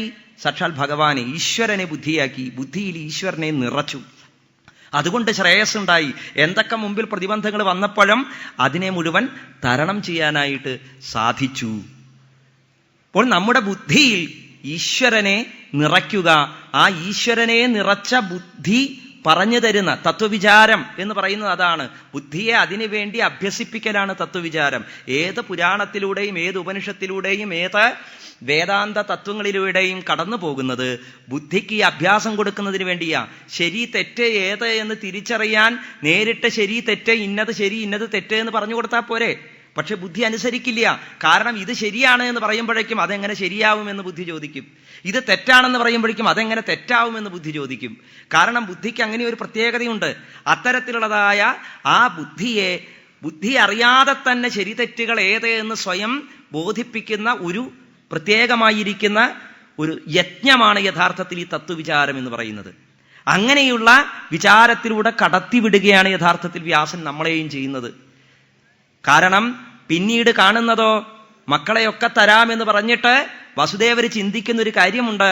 എൻ്റെ മക്കള് വധിക്കപ്പെട്ടേക്കാം, ദേവകിയിൽ എനിക്കുണ്ടാകുന്ന മക്കൾ വധിക്കപ്പെട്ടേക്കാം, പക്ഷെ ഇപ്പോൾ ദേവകി രക്ഷപ്പെടുമല്ലോ എന്നാണ് ചിന്തിച്ചത്. പിന്നീടുള്ളത് കാലത്തിന് വിട്ടുകൊടുത്തുകൊണ്ട് കാത്തിരുന്നു 8ാമത്തെ പുത്രന് വേണ്ടി. അതുവരെയുള്ള 6 പുത്രന്മാരെയും കംസൻ വധിച്ചു. കീർത്തിമാൻ എന്ന ആദ്യത്തെ പുത്രനെ കയ്യിൽ കൊണ്ടുവന്ന് മടിയിൽ കൊണ്ടുവന്ന് കിടത്തിയപ്പോൾ കംസൻ ഈ കുഞ്ഞല്ലല്ലോ എൻ്റെ അന്തകൻ എന്ന് പറഞ്ഞ് തിരിച്ചു കൊടുത്തു. പക്ഷെ അപ്പോഴേക്കും വന്നു ഭഗവദ്ദൂതനായിരിക്കുന്ന നാരദൻ. നാരദൻ എന്ന് പറഞ്ഞാൽ നാരം ദദാതി യഹസഹ നാരദഹ എന്നാണ്. നാരത്തെ കൊടുക്കുന്നവനാണ്, സത്യത്തെ പകർന്നു കൊടുക്കുന്നവനാണ്, ജ്ഞാനത്തെ കൊടുക്കുന്നവനാണ്. കംസന് ജ്ഞാനത്തെ കൊടുത്താൽ എന്താവും സ്ഥിതി? കംസന് നാരദൻ എന്ത് ജ്ഞാനത്തെയാ കൊടുത്തത്? സത്യത്തെയാണ് കംസന് പറഞ്ഞു കൊടുത്തത്. എന്താ സത്യം? അല്ലയോ കംസ, ഈ യദുക്കളിൽ വന്ന് പിറന്നിരിക്കുന്നവരെല്ലാം ദേവന്മാരാണ്. ഇവിടെ ജനിക്കാൻ പോകുന്നവരും ജനിച്ചവരുമായിട്ടുള്ള എല്ലാവരും വിഷ്ണുവിൻ്റെ അവതാര ലക്ഷ്യങ്ങൾ പൂർത്തീകരിക്കുന്നതിന് വേണ്ടി വന്നവരാണ്. അവരൊക്കെ കൂടി യഥാർത്ഥത്തിൽ ഈ പറയുന്ന ദുഷ്ടരാജാക്കന്മാരെ മുഴുവൻ നശിപ്പിക്കും. രാക്ഷസതുല്യരായ സകല മനുഷ്യരെയും അവർ മുടിക്കും. അങ്ങനെ ധർമ്മ സംസ്ഥാപനം ചെയ്യാനാണ് വന്നിരിക്കുന്നത് എന്ന് നാരദൻ പറഞ്ഞപ്പോൾ സ്വാഭാവികമായിട്ടും ആ ജ്ഞാനം കംസനെ പോലെയുള്ള ഒരു ദുഷ്ടബുദ്ധിയെ എന്തിലേക്കാണ് നയിക്കുക? അങ്ങനെയെങ്കിൽ എനിക്ക് എന്നെ രക്ഷിക്കണമല്ലോ, എന്നെ രക്ഷിക്കാൻ എന്തൊക്കെ ചെയ്യാമെന്നാണ് ആ ദുഷ്ടബുദ്ധി ചിന്തിച്ചത്. ആ ചിന്തയിൽ കംസനൊരു പൂർവ്വജന്മ സംസ്കാര സ്മൃതി കൂടി ഉണ്ടാവുന്നുണ്ട്. എന്താ? ഞാൻ കാലയവനന്റെ ജന്മമാണ് എന്ന തിരിച്ചറിവ്. അതോടുകൂടി കാലനേമി എന്ന് പറയുന്നതായ വാക്ക് തന്നെ ആ യഥാർത്ഥത്തിൽ മരണദേവൻ എന്ന് തന്നെയാണ് അതിൻ്റെ അർത്ഥം. കാലചക്രത്തെ, തൻ്റെ ഇഷ്ടപ്രകാരം കാലത്തെ മുറിക്കാൻ വേണ്ടി ശ്രമിച്ചുകൊണ്ടിരിക്കുന്ന ആസുരഭാവമുള്ളവൻ എന്ന് തന്നെയാണ് അർത്ഥം. കാലത്തിനെ അനുസരിക്കാത്തവൻ, കാലത്തിനുമപ്പുറം തനിക്ക് ജയിക്കാമെന്ന് സ്വാർത്ഥത്തോടുകൂടി വിഷ്ണുവിനോട് യുദ്ധം ചെയ്ത് തോറ്റവനാണ് കാലനേമി. അങ്ങനെയുള്ളതായ കംസനത ആ കുഞ്ഞിനെ വധിക്കുന്നു. പിന്നീടുള്ള മക്കളെയൊക്കെ വധിച്ചു. ഒടുവില് 7ാമത് പുത്രനുണ്ടായി. ഭഗവാൻ യോഗമായയെ പറഞ്ഞയച്ചു. യോഗമായ ആ 7ാമത്തെ ഗർഭത്തെ രോഹിണിയുടെ ഗർഭത്തിലേക്ക് കർഷണം ചെയ്തു. അതുകൊണ്ട് ആകർഷണം ചെയ്ത് മാറ്റിയതുകൊണ്ട് സംകർഷണൻ എന്ന പേര് കിട്ടി. അനന്തമൂർത്തി തന്നെ ഭഗവാന്റെ ധാമമാണ്. സപ്തമി വിഭക്തിയാണ് 7ാമത്തേത്. വ്യാസൻ എല്ലാറ്റിലും സംഖ്യകളിൽ പോലും ഇത്തരത്തിലുള്ള രഹസ്യങ്ങൾ ഒളിപ്പിച്ചു വെച്ചിട്ടുണ്ട്. 7ാമത്തെ പുത്രൻ ആയി ജനിച്ചത് അനന്തനാണ്. അനന്തൻ മെത്തയാണ്. ആധാരാധേയ ഭാവമാണ് സപ്തമി വിഭക്തിക്ക്. അങ്ങനെ 7 എന്ന സംഖ്യയ്ക്ക് കൂടി അനന്തൻ എന്ന അർത്ഥം കൊടുത്തുകൊണ്ടാണ് ഭാഗവതകാരൻ നമുക്ക് വർണ്ണിച്ചു തരുന്നത് സംകർഷണൻ എന്ന പേര്. സമ്യക്കായി കർഷണം ചെയ്യുന്നവൻ, എല്ലാറ്റിനെയും തന്നിലേക്ക് ആകർഷിക്കുന്നവൻ. ആ ആകർഷിക്കുന്നവനാണല്ലോ ഭൂമിയുടെ അടിത്തട്ടിൽ ഇങ്ങനെ അനന്തങ്ങളായ ഭണങ്ങളും വിടർത്തിക്കൊണ്ട് ഒരു കടുക് മണി പോലെ ഭൂമിയെ ധരിച്ചു വെച്ചിരിക്കുന്നത്. അതുകൊണ്ടാണ് നമ്മളൊക്കെ ഭൂമിയിൽ അങ്ങോട്ടും ഇങ്ങോട്ടും വീഴാതെ നിലനിൽക്കുന്നത്. കർഷണം ചെയ്യുന്നത് കൊണ്ടാണ്. ഭൂഗുരുത്വാകർഷണമെന്ന് ശാസ്ത്രം പറയുന്നു. ഈ പറയുന്നത് ശാസ്ത്രമല്ല. അത്രയേ ഉള്ളൂ വ്യത്യാസം. എനിക്കറിയില്ല ശാസ്ത്രമാണോ അല്ലയോ എന്നൊന്നും. ഇപ്പൊ എന്തായാലും ഈ അനന്തമൂർത്തി അതാ ജനിച്ചു. 8ാമത് സാക്ഷാൽ ഭഗവാൻ തന്നെ ദേവകിയുടെ ഗർഭത്തിലേക്ക് വന്നു ചേർന്നു. സാക്ഷാൽ വസുദേവരുടെ തേജസ്സായി, വസുദേവരെ ആ ഈശ്വരനായി തന്നെ കണ്ടുകൊണ്ട് തനിക്കിതാ ആ മഹാവിഷ്ണു തന്നെ ജനിക്കാൻ പോകുന്നു എന്നതായ ആനന്ദത്തോടുകൂടി ദേവകി ആ ഭഗവാനെ ഹൃദയത്തിൽ ധരിച്ചു. അത് ഭഗവാൻ അതാ എങ്ങനെയാണ് ദേവകിയിൽ വർത്തിച്ചത് എന്ന് പറയുന്നു. സാ ദേവകീ സർവജഗൻ നിവാസഭൂതാ നിതരാം നരേജേ ഭോജേന്ദ്രഗേഹേഗ്നിശിഖേ വരുദ്ധ സരസ്വതി ജ്ഞാനഖലേ യഥാ സതി. എങ്ങനെയാണ് ഭഗവാൻ ദേവകിയിൽ ഇരുന്നത്, ദേവകിയില് കാണപ്പെട്ടത്, അല്ലെങ്കിൽ അനുഭവപ്പെട്ടത് എന്നാണ് പറയുന്നത്. സരസ്വതി ജ്ഞാനഖലേ യഥാ സതി. ജ്ഞാനഖലേ, ഖലാശയം. ഖലാശയം എന്ന് പറഞ്ഞു കഴിഞ്ഞാൽ ജ്ഞാനം പകർന്നു കൊടുക്കാത്ത ആശയം. ജ്ഞാനമുണ്ട് ആ ആശയത്തിൽ, പക്ഷെ ആ ആശയത്തിലെ ജ്ഞാനം വേണ്ടതുപോലെ വെളിപ്പെടുത്താൻ തയ്യാറല്ല. അങ്ങനെ ഗൂഢമായി കിടക്കുന്ന ജ്ഞാനത്തോടു കൂടിയ ആശയം, ആ ആശയമാകുന്നതായ ആ ആശയത്തിലെ ദേവവാണി പോലെ, സരസ്വതി വാക്കുപോലെ ആ ദേവകിയിൽ ഭഗവാൻ വന്നു ചേർന്നു എന്നാണ്. എന്ന് വെച്ചാൽ മനസ്സിലായോ? ഭാഗവതത്തിൽ ഉടനീളം പറയുന്ന യാതൊരു പരമാത്മ തത്വമുണ്ട്, അത് നേരിട്ടൊന്നും പറഞ്ഞിട്ടില്ല. അങ്ങനെ പറയാൻ പോവുകയാണെങ്കിൽ സത്യത്തിൽ ഇങ്ങനെ ഒരു പുരാണത്തിന്റെ ആവശ്യമില്ല, ഇത്രയധികം കഥകളുടെ ആവശ്യമില്ല. നേരിട്ടൊരൊറ്റ കാര്യം പറഞ്ഞാൽ മതി. സാക്ഷാൽ പരബ്രഹ്മം നിർഗുണമാണ്, അവാച്യമാണ്. മിണ്ടാതിരിക്കുക അല്ലേ? ഞാൻ ഈ പറയുന്നത് പോലും വിഡ്ഢിത്തമായി തീരുന്നു അങ്ങനെ ചിന്തിച്ചു കഴിഞ്ഞാൽ. അപ്പോൾ അവാച്യമായിരിക്കുന്ന, അനുപമമായിരിക്കുന്ന, അനുമാനത്തിന് വിധേയമല്ലാത്ത ആ ബ്രഹ്മം ദേവകിയിൽ പുത്രനായി ജനിച്ചു എന്ന് പറയാൻ വേദവ്യാസ ഋഷിയാണെങ്കിലും ശരി, ഋതത്തെ അറിയുന്നവനാണെങ്കിലും ശരി, ആ ഒരു ആശയത്തെ വാക്കിലൊതുക്കുക എങ്ങനെയാണ്? അതിൻ്റെ ഒരു പരിഭ്രമം വ്യാസനുണ്ടോ എന്ന് സംശയമില്ല. ആ സംശയമാണ് ഇവിടെ കാണുന്നത്. എങ്ങനെയാ? ഖലാശയത്തിൽ ഒളിച്ചു കിടക്കുന്നതായ ദേവവാണി പോലെ, ഒളിപ്പിച്ചു വെച്ച അറിവോടുകൂടിയ ആശയം. വേണമെങ്കിൽ ഭാഗവതത്തിൽ അതിനുള്ള ഉദാഹരണങ്ങൾ ഒരുപാടുണ്ട് അല്ലേ? ഭരതന്റെ കഥ പറയുമ്പോൾ, ജഡഭരതന്റെ കഥ പറയുമ്പോൾ രഘുഗണന് ഉപദേശിച്ചു കൊടുക്കുന്ന ഉപദേശത്തിലെ ഭവാടവി വർണ്ണനം, ഇതുപോലെ ഒരു മഹത്തരമായ ജ്ഞാനത്തെ ഒളിപ്പിച്ചു വെച്ച സുന്ദരമായിരിക്കുന്ന അലങ്കാരത്തോടു കൂടിയതായ ഒരു ഉപദേശമാണ് ഭവാടവി. 6 കള്ളന്മാര് കാട്ടിലേക്ക് പോകുന്നതും അവിടെ സംഭവിക്കുന്ന കാര്യങ്ങൾ. പുരഞ്ജനോപാഖ്യാനം, പ്രാചീന ബർഹിസ്, കിഴക്കോട്ട് തലയായി വിരിച്ച ദർഭപ്പുല്ല് കൊണ്ട് ഭൂമിയെ മൂടിയവനെന്ന അർത്ഥത്തിലാണ് പ്രാചീന ബർഹിസ്, ബർഹിഷദൻ എന്ന രാജാവിന് അങ്ങനെ ഒരു പേര് കിട്ടിയത്. അദ്ദേഹത്തിന്റെ കഥ പറയുമ്പോൾ നാരദന് ഉപദേശിച്ചു കൊടുത്ത പുരഞ്ജനോപാഖ്യാനം. ഇനി അതൊന്നും പോട്ടെ, നമ്മളെല്ലാവരും നാരായണ നാമത്തിന്റെ മഹത്വം പറയാൻ വേണ്ടി പറയുന്ന അജാമിളോപാഖ്യാനം, അതും യഥാർത്ഥത്തിൽ ഇങ്ങനെ ഗൂഢമായൊരു സന്ദേശം ഒളിപ്പിച്ചു വെച്ച കഥയാണ്. അജാമിളം കണ്ട വേശ്യയും ഭർത്താവും എന്ന് പറയുന്നത് യഥാർത്ഥത്തിൽ ഇതുപോലെ ബുദ്ധിയും ജീവനുമാണ്. സ്വന്തം ശരീരത്തിൽ അഹങ്കരിച്ച ബുദ്ധിയും ജീവനും. അത്തരണത്തിലുള്ള ദാർശനികമായിരിക്കുന്ന ബിംബങ്ങളാണ് വ്യാസൻ എല്ലായിടത്തും ഉപയോഗിച്ചിരിക്കുന്നത്. അതിനെ ഒന്നുകൂടി ഉറപ്പിക്കാനാണ് ഞാൻ ഈ ശ്ലോകം എടുത്ത് പറഞ്ഞത്, വേറൊന്നുമല്ല. അങ്ങനെ ഭഗവാൻ ജനിച്ചു എന്ന് പറയാൻ എളുപ്പമല്ല. കാരണം ഭഗവാൻ ആരാ? ബ്രഹ്മമാണ്. ബ്രഹ്മമോ പൂർണ്ണ സനാതന സ്വരൂപമായിരിക്കുന്ന ആ ബ്രഹ്മത്തിന് കൃത്യമായിരിക്കുന്ന ലക്ഷണങ്ങളില്ല. പ്രകൃഷ്ടനും അപ്രകൃഷ്ടനുമാണ് ആ ബ്രഹ്മതത്വം. എന്നാൽ ഈ പ്രകൃതിയിൽ ഉൾച്ചേർന്നിരിക്കുന്നവനും എന്നാൽ അതിൽ ഉൾച്ചേരാത്തവനുമാണ്.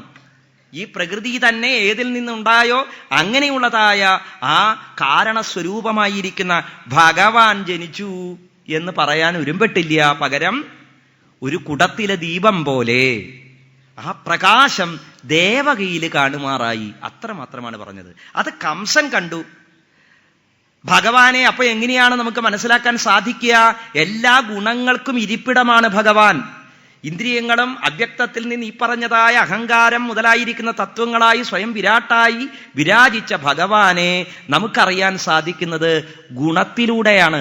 ഗുണം എന്ന് പറഞ്ഞാൽ ആ ഗുണം ഭഗവാന്റെ ഗുണമല്ല, ഗുണങ്ങൾ ഭഗവാനെ ആശ്രയിച്ചിരിക്കുന്നു, അല്ലേ? അങ്ങനെയുള്ളതായ ഗുണങ്ങളെ മാത്രമേ നമുക്ക് കാണാൻ സാധിക്കുന്നുള്ളൂ, അറിയാൻ സാധിക്കുന്നുള്ളൂ. ശബ്ദം, സ്പർശം, രൂപം, രസം, ഗന്ധം ഇവയിലൂടെ ഈശ്വരനെ അറിയാൻ സാധിക്കും. അതിനു വേണ്ടിയാണ് നമുക്ക് പഞ്ചേന്ദ്രിയങ്ങൾ തന്നത്. അതെങ്ങനെയാ സാധിക്കുക എന്നാണ് ഇനി പറഞ്ഞു തരുന്നത്. അതിനു മുമ്പായി അതല്ലാതെ ഭഗവാനെ അറിയുന്നവരായ ബ്രഹ്മാദി ദേവന്മാര് ഭഗവാനെ സ്തുതിക്കുകയാണ്. ദേവകിയുടെ ഗർഭത്തിൽ വന്നു എന്ന് പറഞ്ഞു കഴിഞ്ഞപ്പോ അങ്ങനെ സ്തുതിക്കാതെ വയ്യല്ലോ. ദാ ബ്രഹ്മദേവൻ വന്നു, ദേവാദികളോടൊപ്പം നിഗൂഢഭാവത്തിൽ വന്ന് സ്തുതിച്ചതെന്താ? നമ്മൾ ആദ്യം ധ്യാനിച്ചത് എന്തോ ആ ധ്യാനം തന്നെയാണ് ഇവിടെ. ആ ധ്യാനത്തിന് വിഷയമായിരിക്കുന്ന, ആ ധ്യാനത്തിന് ലക്ഷ്യമായിരിക്കുന്ന സത്യമാണ്, പരമമായിരിക്കുന്ന സ്വരൂപമാണ് ദാ വന്നു ചേർന്നിരിക്കുന്നത് എന്ന് നമ്മെ ബോധിപ്പിക്കാനാണ് ആ ധ്യാനം മനോഹരമായി പറഞ്ഞത്. സത്യവ്രതം സത്യപരം ത്രിസത്യം സത്യസ്യ യോനിം നിഹിതം ച സത്യേ സത്യസ്യ സത്യമൃത സത്യനേത്രം സത്യാത്മകം ത്വാം ശരണം പ്രപന്ന. അങ്ങനെയൊക്കെയുള്ള ഏകായനോസൗ ദ്വിഫല സ്ത്രീമൂല ചതൂരസ പഞ്ചവിധ ഷഡാത്മാ, ആ പ്രപഞ്ചവൃക്ഷം തന്നെയായിരിക്കുന്ന ഭഗവാൻ, ഈ പ്രപഞ്ചത്തിന് മുഴുവൻ കാരണമായിരിക്കുന്നത്, ഭോഗവസ്തുവായിരിക്കുന്നതും ഭോഗ്യവസ്തുവായിരിക്കുന്നതും ഭഗവാൻ തന്നെ. അങ്ങനെയുള്ള ആ ഭഗവാൻ ദാ ഈ ദേവകീ ഗർഭത്തിലേക്ക് വന്ന് ചേർന്നിരിക്കുന്നത് എന്തിനു വേണ്ടിയിട്ടാ? ഭക്തന്മാർക്ക് ഭവാടവി, ഈ പറഞ്ഞ സംസാരത്തെ കടക്കാൻ വേണ്ടിയിട്ടുള്ള ലീലകള് വേണ്ടതുപോലെ ആടാനും ആ ലീലകളിലൂടെ ഭക്തന്മാർക്ക് മോക്ഷത്തെ പ്രാപിക്കാനും വേണ്ടിയിട്ടാണ്. സ്വയം സമുത്തീര്യ സുദുസ്തരം ദ്യുമൻ ഭവാർണവം ഭീമമദഭ്ര സൗഹൃദ ഭവത് പദാംഭോരുഹനാവമത്ര തേ നിധായ യാത സദനുഗ്രഹോ ഭവാൻ. സത്വം വിശുദ്ധം ശ്രയത്തെ ഭവാൻ സ്ഥിതൗ ശരീരിണാം ശ്രേയ ഉപായനം വപു വേദക്രിയായോഗ തപസ്സമാധിഭിസ്തവാർഹണം യേന ജനസമീഹത്തെ. എന്തിനു വേണ്ടിയാ കൃഷ്ണൻ അവതരിച്ചത്? വേദക്രിയായോഗ തപസ്സമാധിഭി. വേദം, ക്രിയായോഗം, തപസ് എന്നിങ്ങനെയുള്ളതായ മാർഗങ്ങളിലൂടെ ഭഗവാനെ വേണ്ട വിധത്തിൽ പൂജിക്കുക എന്നുള്ളതായ മാർഗം ഉപദേശിച്ചു കൊടുക്കാൻ വേണ്ടി, കാണിച്ചു കൊടുക്കാൻ വേണ്ടി തന്നെയാണ് ഭഗവാൻ അവതരിച്ചിരിക്കുന്നത് എന്ന് പറഞ്ഞ് ബ്രഹ്മാവത ആ ഭഗവാനെ ധരിച്ചിരിക്കുന്ന ദേവകിയെ തന്നെ അഭിനന്ദിച്ചുകൊണ്ടും വന്ദിച്ചുകൊണ്ടും പറയുന്നു, അല്ലയോ അമ്മേ, അവിടുത്തെ കുക്ഷിയിൽ വന്ന് പിറന്നിരിക്കുന്നത് ഈ പ്രപഞ്ചം മുഴുവൻ ഏതിൽ നിന്നുണ്ടായോ, എന്തിനാൽ നിലനിൽക്കുന്നുവോ ആ പരമ്പുമാൻ തന്നെയാണ്. അതുകൊണ്ട് കംസനെ ഭയപ്പെടേണ്ട എന്ന് പറഞ്ഞ സ്തുതി അവസാനിച്ചു. പിന്നെ അതാ ഭഗവത് ജന്മത്തിന് കാരണമായിരിക്കുന്ന അധ്യായം ആരംഭിച്ചു. 8 ശ്ലോകങ്ങളിൽ 8ാമത്തെ ശ്ലോകത്തിലാണ് ഭഗവത് ജനനം പറയുന്നത്. ഞാൻ നേരത്തെ പറഞ്ഞു സംഖ്യകളിൽ പോലും കൃത്യത പാലിച്ചിരിക്കുന്നു. 8ാമത്തെ ശ്ലോകത്തിൽ ഭഗവാന്റെ അവതാരം പറഞ്ഞു. അതിനു മുമ്പുള്ള ശ്ലോകങ്ങളിലോ അധ സർവഗുണോപേത കാല പരമശോഭന, ഏറ്റവും കാലം പരമശോഭനമായപ്പോൾ താരകങ്ങളൊക്കെ തെളിഞ്ഞ് ഗ്രഹങ്ങളൊക്കെ ഉച്ചസ്ഥായിൽ വന്ന് നിന്നപ്പോൾ, എല്ലാ ഗ്രഹങ്ങളും ഉച്ചസ്ഥായിൽ വന്ന് നിൽക്കുവോ? ഒരിക്കലും ഉണ്ടാവില്ല. അപ്പൊ അതെന്താ പറഞ്ഞതിനർത്ഥം? ഈ കഥ കേട്ടുകൊണ്ടിരിക്കുന്ന ഇത്രയും ദിവസങ്ങളിലായി സർഗപ്രതിസർഗ സ്ഥാനപോഷണാദി ലക്ഷണങ്ങളിലൂടെയുള്ള കഥകളൊക്കെ കേട്ടുകഴിഞ്ഞ് ഉച്ചമായിരിക്കുന്ന ബുദ്ധിയോടുകൂടി, തെളിഞ്ഞ ബുദ്ധിയോടുകൂടിയിരിക്കുന്ന നമ്മുടെ അന്ധക്കരണത്തിന്റെ ശുദ്ധിഭാവം തന്നെയാണ് ഇവിടെ പറയുന്നത്. അങ്ങനെയുള്ള ഭാവം എന്തൊക്കെയാ അവിടെ? യർഹ്യേവാജന ജന്മർക്ഷം ശാന്തർക്ഷ ഗ്രഹതാരകം ദിശപ്രസേതുർഗഗനം നിർമ്മലോടു ഗണോദയം മഹീമംഗളഭൂയിഷ്ഠ പുരഗ്രാമ പ്രജാകര. ഇവിടെയുള്ള പുരവും ഗ്രാമവും ഒക്കെ നമ്മുടെ ഹൃദയത്തിലാ. എന്തൊക്കെയാത്? ഈ പറഞ്ഞ കഥകളിലൂടെയൊക്കെ ഭക്തിഭാവം പൂണ്ട് മനസ്സ് തെളിഞ്ഞ് ഒരവസ്ഥ, ആ ജ്ഞാനസ്വരൂപനെ സ്വീകരിക്കാവുന്നതായ എല്ലാം ഒത്തിണങ്ങിയ ശ്രോതാവിന്റെ മനസ്സാണ് ഇവിടെ വർണ്ണിച്ചുകൊണ്ടിരിക്കുന്നത്. നദ്യപ്രസന്ന സലിലാഹൃത ജഡരുഹശ്രിയ ദ്വിജാളികുല സംനാദസ്തബക വനരാജയ വവൗവായു സുഖസ്പർശ പുണ്യഗന്ധവഹ ശുചി എന്നിങ്ങനെ വർണ്ണിക്കുന്നു. എന്നിട്ടോ നിശീധേ തമ ഉദ്ഭൂതേ എന്നാണ് ശ്ലോകം തുടങ്ങുന്നത്. എപ്പോഴാണ് ഭഗവാൻ അവതരിച്ചത്? എപ്പോഴാണ് അവതരിച്ചത്? നിശീധേ തമ ഉത്ഭൂതേ, അല്ലേ? രാത്രിയിലാണ് ഭഗവാൻ അവതരിച്ചത്. രാത്രി മാത്രമല്ല, രാത്രി എന്ന് പറഞ്ഞാൽ തന്നെ ഇരുട്ടായില്ലേ, പിന്നെ എന്തിനാ നിശീധേ തമ ഉത്ഭൂതേ എന്ന് പറഞ്ഞ്? രാത്രിയിൽ ഇരുട്ട് വ്യാപിച്ചപ്പോൾ പാതിരാ കൂരിരുട്ടത്ത് ജനിച്ചു എന്ന് പറയാൻ കാരണം എങ്ങനെയാ ജനിച്ചത്? ദിശീന്ദുരിവ പുഷ്കല, ആ പൂർണ്ണചന്ദ്രൻ, പൂർണ്ണമായ കലകളോടുകൂടിയ ചന്ദ്രൻ ഉദിച്ചതുപോലെ ഭഗവാൻ ജനിച്ചു. ജായമാനേ ജനാർദ്ദനെ വിഷ്ണു സർവഗുഹാശയ, ഗുഹാശയനായിരിക്കുന്ന മഹാവിഷ്ണു അവതരിച്ചു. ആദ്യം പറഞ്ഞു ജായമാനേ ജനാർദ്ദനനെ, ജനാർദ്ദനൻ അവതരിച്ചപ്പോൾ ആ വിഷ്ണു സർവഗുഹാശയ, സാക്ഷാൽ ഗുഹാശയനായ മഹാവിഷ്ണു ആവിരാസീത്, പ്രത്യക്ഷപ്പെട്ടു എന്നാണ് പറഞ്ഞത്. ജനാർദ്ദനൻ ജനിച്ചപ്പോൾ വിഷ്ണു പ്രത്യക്ഷപ്പെട്ടു എന്ന് പ്രത്യേകം രണ്ട് വാക്കായിട്ട്, രണ്ട് വാചകങ്ങളായിട്ട്, രണ്ട് അർത്ഥകൽപ്പനയായിട്ട് എടുത്ത് പറയുകയാണ്. അതിനർത്ഥം എന്താ? ആവിരാസി, പ്രത്യക്ഷപ്പെട്ടത് എവിടെയാണ്? നമ്മൾ കേട്ടിരിക്കുന്ന അഷ്ടമി ദിവസം, അല്ലേ? ശ്രാവണ മാസത്തിലെ അഷ്ടമി ദിവസം ശ്രീകൃഷ്ണൻ ജനിച്ചു എന്ന് പറയാമായിരുന്നില്ലേ? അങ്ങനെയാണെങ്കിൽ ഭാഗവതത്തിൽ അങ്ങനെ ഒരു കാര്യമൊന്നും പറഞ്ഞിട്ടില്ല. ഇവിടെ എന്താ പറഞ്ഞേ? നിശീധേ തമ ഉത്ഭൂതേ, രാത്രിയിൽ ഇരുട്ട് വ്യാപിച്ചപ്പോൾ. എവിടെയാണ് ഇരുട്ട് വ്യാപിച്ചത്? ഭഗവാൻ എന്തിനാ ജനിച്ചത്? ഭഗവാൻ ജനിച്ചത് ജാതകംസവധാർത്ഥായ ഭൂഭാരോത്താരണായ ച പാണ്ഡവാനാം ഹിതാർത്ഥായ ധർമ്മ സംസ്ഥാപനായ ച കൗരവാണാം വിനാശായ ദൈത്യാനാം നിധനായ ച. ഭഗവാൻ അവതരിച്ച് ഇതിനൊക്കെ വേണ്ടിയിട്ടാ. എന്തിനൊക്കെ വേണ്ടി? ധർമ്മ സംസ്ഥാപനത്തിന് വേണ്ടിയാണ് ഭഗവാൻ അവതരിച്ചത്. കംസനെ വധിക്കുന്നതിന് വേണ്ടിയാണ് അവതരിച്ചത്. ഭൂമിയുടെ ഭാരം തീർക്കുന്നതിന് വേണ്ടിയാണ് അവതരിച്ചത്. പാണ്ഡവന്മാർക്ക് ഹിതത്തെ ചെയ്യുന്നതിന് വേണ്ടിയാണ് അവതരിച്ചത്. കൗരവന്മാരെ നശിപ്പിക്കുന്നതിന് വേണ്ടിയാണ് അവതരിച്ചത്. ഇപ്പൊ ഭഗവാൻ അവതരിച്ചത് എന്തിനാണ് എന്ന് നമുക്ക് സംശയമൊന്നും വേണ്ട. പക്ഷേ ഈ പറഞ്ഞ കംസനും കൗരവന്മാരും ദൈത്യന്മാരും പാണ്ഡവരുമൊക്കെ എവിടെയാണ് വർത്തിക്കുന്നത് എന്ന് മാത്രമാണ് നമ്മൾ ചിന്തിക്കേണ്ടത്.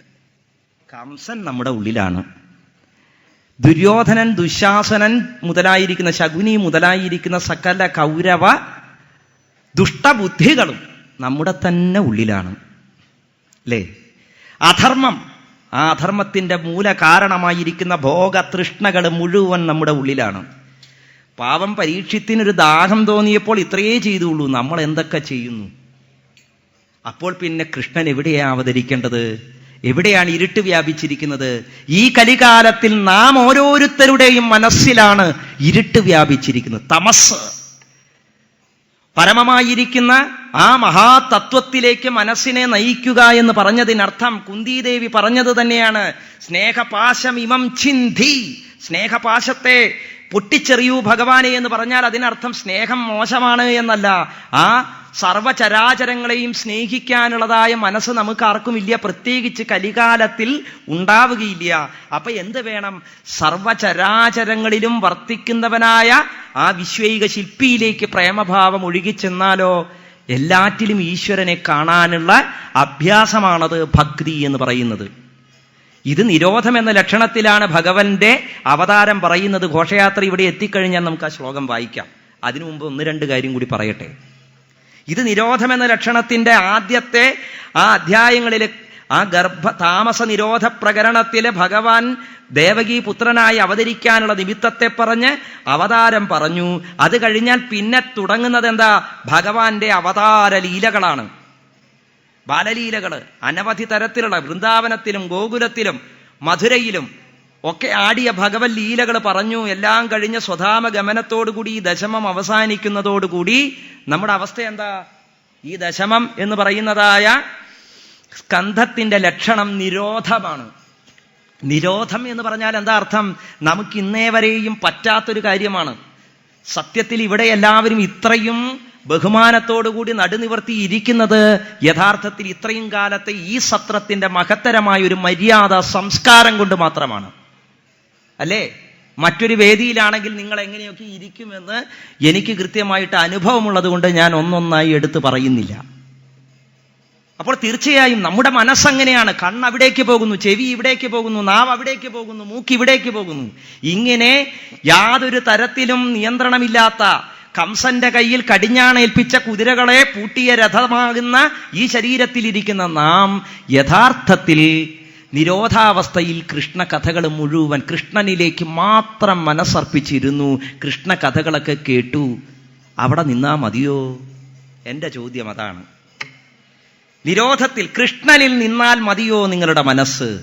ഈ പറഞ്ഞ കൃഷ്ണന്റെ ബാലലീലകൾ കണ്ട് ആ ബാലലീലകൾ ആസ്വദിച്ച് മാത്രം ഇരുന്നാൽ ഭക്തി ആകുമോ എന്നാണ് എൻ്റെ ചോദ്യം. ആകോ? ആവില്ല. ആകുമെങ്കിൽ വ്യാസൻ ഇവിടെ കഥ അവസാനിപ്പിച്ചേനെ. സാക്ഷാൽ ശ്രീശുക ബ്രഹ്മർഷി 10ാമത്തെ സ്കന്ധത്തോടുകൂടി ഭാഗവത കഥ അവസാനിപ്പിച്ച് എഴുന്നേറ്റ് പോയേനെ. അവിടെ അവസാനിപ്പിച്ചില്ല. കൃഷ്ണൻ എന്താ ലോകത്തോട് ഉപദേശിച്ചത്? അത് ഉദ്ധവനോട് ഉപദേശിച്ചതാണ്. അല്ലയോ ഉദ്ധവ, നീ എൻ്റെ ബുദ്ധിയാണ്. ഞാനില്ല എന്ന് വെച്ച് ഇവിടെ ധർമ്മമില്ലാതാവുന്നില്ല. സാക്ഷാൽ ശൗനകാദ് ഋഷീശ്വരന്മാർ സൂതനോട് ചോദിച്ചത്, ധർമ്മ സംസ്ഥാപനത്തിന് വേണ്ടി അവതരിച്ച ഭഗവാൻ ഇവിടെ അവതാര ലക്ഷ്യം പൂർത്തീകരിച്ച് പോയി കഴിഞ്ഞപ്പോൾ ധർമ്മക്കം ശരണംഗത, ധർമ്മം ആരെയാണ് ശരണം പ്രാപിച്ചത് എന്നാണ്. അതിനുത്തരം പറയണ്ടേ? ഭഗവാൻ പോയി കഴിഞ്ഞിട്ടും ഇവിടെ ധർമ്മം ക്ഷയിച്ചിട്ടില്ല. ധർമ്മത്തിന് ആധാരമുണ്ട്. എന്താ ആധാരം? ആ ഭഗവത് സ്മൃതികളിലൂടെ ഭഗവത് കഥകളിലെ അന്തർലീനമായിരിക്കുന്ന തത്വങ്ങളെ കടഞ്ഞെടുക്കണം.